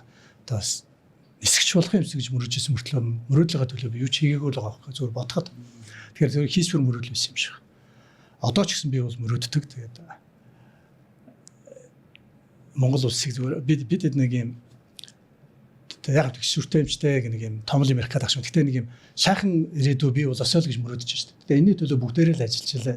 Бүгдээрээ л залуучууд явж л манай ган жохлонгоос ахуулаад энэ олон төмөнтэй олон хүүхдүүдэд тэгэл маш олон залуучууд байна дөө. Тэгээ бүгд л мөрөөдлийнхөө төлөө шүү дээ. Сайхан нийгэм бүтээх. Тэгэхээр энэ бол сайхан нийгэм гэдэг нь бол миний хувьд мөрөөдөл. Материалын зүйл талаасаа гэвэл мэдээж би сансарт нисхийг хүсэж байна те. Эцэг нэгэн цагт SpaceX-ийн юм уу эсвэл одоо тэр Origin гэх тэр Amazon-ы тэрний юм уу магадгүй Virgin-ы сансар нисэх онгоцон зугаад би дэлхийг дээрээс нь харахыг мөрөөдөж байна те. Бидэд бүгдээрээ л өөр гэсэн мөрөөдөлтөй тэгэл цаашилж байгаасаа үргэлжлэж байгаасаа л гэж хэлэхээр байна. Тэгээ яг бизнес дээрээ мөрөөдөлгээд яасан чинь BTF-ийг бид нар анх яг байгуулад яаж яхад бол Adidas-аар эхэлсэн. Тэгээд Adidas маань бидэрт бол их амжилтыг авчирсан. Тэгээд яг тэрнийхээ хойноос ихэд зөндөө олон брэндүүдийг авчираад тэр нь зарим нь амжилттай болсон, амжилтгүй болсон. Тэр дотор зүгээр яг нэг оруулж ирэх юмсэг мөрөөддөг байсан брэнд нь их сонирхолтой юм. Levi's байсан. Би нөгөө Улаанбаатар телевизийг байгуулахаас өмнө Үлзий гэдэг телевизэд ажилладаг байсан. Тэгээд On Doffing, Онбат тэгээд Батулга гэдэг ах нар эдэртэй ажилладаг байхад нэг Levi's эдэр мөрөөдөл оригинал Levi's амар гоё гэдэг босгоо тавихад гээд баг босдог гэнэлээ айгу хатуу гоё. Тэгээд Levi's гэдэг нь өмсч өмсгийн өмсөн л гэж мөрөөдөл өгдөг байсан шүү. Тэгээд Англид ажил хийх гээл хамгийн дөрөнд очиод цуглуулсан мөнгөөр юу авсан тэгэл Levi's авч ирсэн. Тэгээд тэрэндээ байдаг юм уу Levi's-ийг хийнэ гэж хаад нэлээд удаан процесс болж Levi's-ийг хийж ирсэн. Гэхдээ одоо үе бол шал өөр болсон. Бизнес дээр зүгээр хэлэхэд одоо том брэндүүдийн том шилжилт явж байгаа шиг байна. Яг тэгэхээр залуу үе маань өөрсдөө шал өөр төвшөнд хүрч байна. Одоо урд нь манай нэг хийчихсэн нэг брэнд одоо Германы нэг брэнд бол Германтаас бүр онцгой доминант буюу зах зээлийн үнэхээр том тоглогч байсан бол сая бол доминант биш номер 1 гэхдээ зах зээлээ нэлээд алдсан байна. Тэгээ яг энэ шиг олон брэндүүд гарч ирж байна л да. Яагаад тэгэхээр Baby Boom-ийн буюу 1945-аас 60-аад оны ихэнх хүртэлх хүмүүс бол айгүй тийм эх орон засаг үзэлтэй байдаг. Тэгэхээр маш хүнд үеэс яас учраас тэд нар гэдэг эх орныхаа юмыг өмсдөг. Ээж авахаа хэлсэн юмыг өмсдөг ч юм уу те. Одоо үеийн хүмүүс бол тэд нар тийх тийм албатай биш. Одоо бид нар үлгэл Levi's гэл жоохон бахасаал барууныг мөрөөдөл, кинон дээрээс Америкийг мөрөөдөл, Америк мөрөөдөл, Япон мөрөөдөл гэл тэрийг үзэх юмсан их юмс. Одоо юу бол үндсэндээ заавал Levi's өмсөх албагүй, заавал тэр Adidas өмсөх албагүй тийм үе ирж байгаа шиг байна л да. Заавал тэр Герман брэнд өмсөх албагүй болцсон байна гэсэн үг шүү дээ. Тэгэхээр энэ шинэ үе бол гээд өөрсдийн дуртай, өөрсдийнх нь яг тэр хамт байдаг брендийг, өөрсдийг нь ойлгодог брендийг л тэд сонгодог болж байгаа учраас одоо манай бизнес хүртэл аягүй өөрчлөгдөж байгаа юм байна. Одоо адгийн нацхийн бид нар зүгээр хамгийн амжилттай жишээ бол CU шүү дээ. 8 нэрийн дэлгүүр байсан. Хажууд нь 8 нэрийн дэлгүүрийн хажууд CU GS2 1000 төгрөгийн юм 8 нэрийн бараанд 1000 төгрөг байдаг юм 1500 байхад CU л орж шүү дээ. Энэ чинь яг л залуучуудад бол тэр хэсгийн нэг тэр амьдралын нэг хэсэг байхыг хүсэж байна тэр лайфстайл. Тэгэхээр бизнес ч гэсэн цаашдаа нэлээд өөрчлөгдөж байна. Тэгээ бидэд ч гэсэн бас өөрчлөгдөхгүй л дасан зохицохгүй л байж байна л да. Энэ бол нэлээд чаленж. Тэгээ мөрөөдөл бол байна. Тэгээд дахиад мөрөөцөөрл байх бол гэдэг. За баярлалаа. Маш гоё ярьслага боллоо. Тэгээд Монгол хүний суурь үнцүүлээс ахуулаад уламжлал, за тэгээд стартапын орчин, залуучуудын сахилга бат. За тэгээд багсааг улс төржөөд чамжлаа. Тэгээд түүхийдийн зах зээл хэмжлээ ингээд сонирхолтой сэдвүүдийн талаар өнөөдөр хөндөж ярьлаа. Тэгээд урилга хүлээж авч тэгээд өөр нэвтрүүлгүүдэд ордоггүй одоо ингээд өөрийнхөө бас одоо юу гэдгийг дадлыг өөрчилж их юм уу ингээд орж ирж байгаад баярлаа. Тэгээд маш гоё амттай ярьслага боллоо гэж бодож байна. Баярлаа. Ахын жоохон замраг байсан уучлаарай. За баярлаа. За баярлалаа. Тэгээд энэ дугаарыг бас хамтран ажиллагчаар өрнөж өвч болон за манай USA shop тэгээд бид бүхэн стил онж бас подкаст хийж байгаа. Тэгээд дугаартаа хамт байсан бүгдээр нь баярлалаа. Дараагийн дугаараар уулзцгаая. Баярлалаа баяртай. За баярлалаа. За бичлэгээ энэ хүртэл нь үзсэнд маш их баярлалаа. Тэгээ энэхүү утга учиртай ярианууд зөвхөн үзэгч гэдэг хүн байгаа учраас л хийгдэж байгаа. Тэгээ та бүхэн үзэж байгаа ч гэсэндээ subscribe дараагүй байх юм бол subscribe дараад үгээрэй. Тэгжиж бид нэр илүү олон сонирхолтой зочид илүү олон салбарын задлан энэхүү ярилцлагуудыг хийх болно. Тэгээд илүү олон салбарын лидерүүдтэй хамтдаа ярилцаж илүү олон сонирхолтой дугаар хийгдээсэй гэж хүсэж байгаа юм бол илүү олон subscribe-тай болоход туслаарай манайха. Лайк дараарай.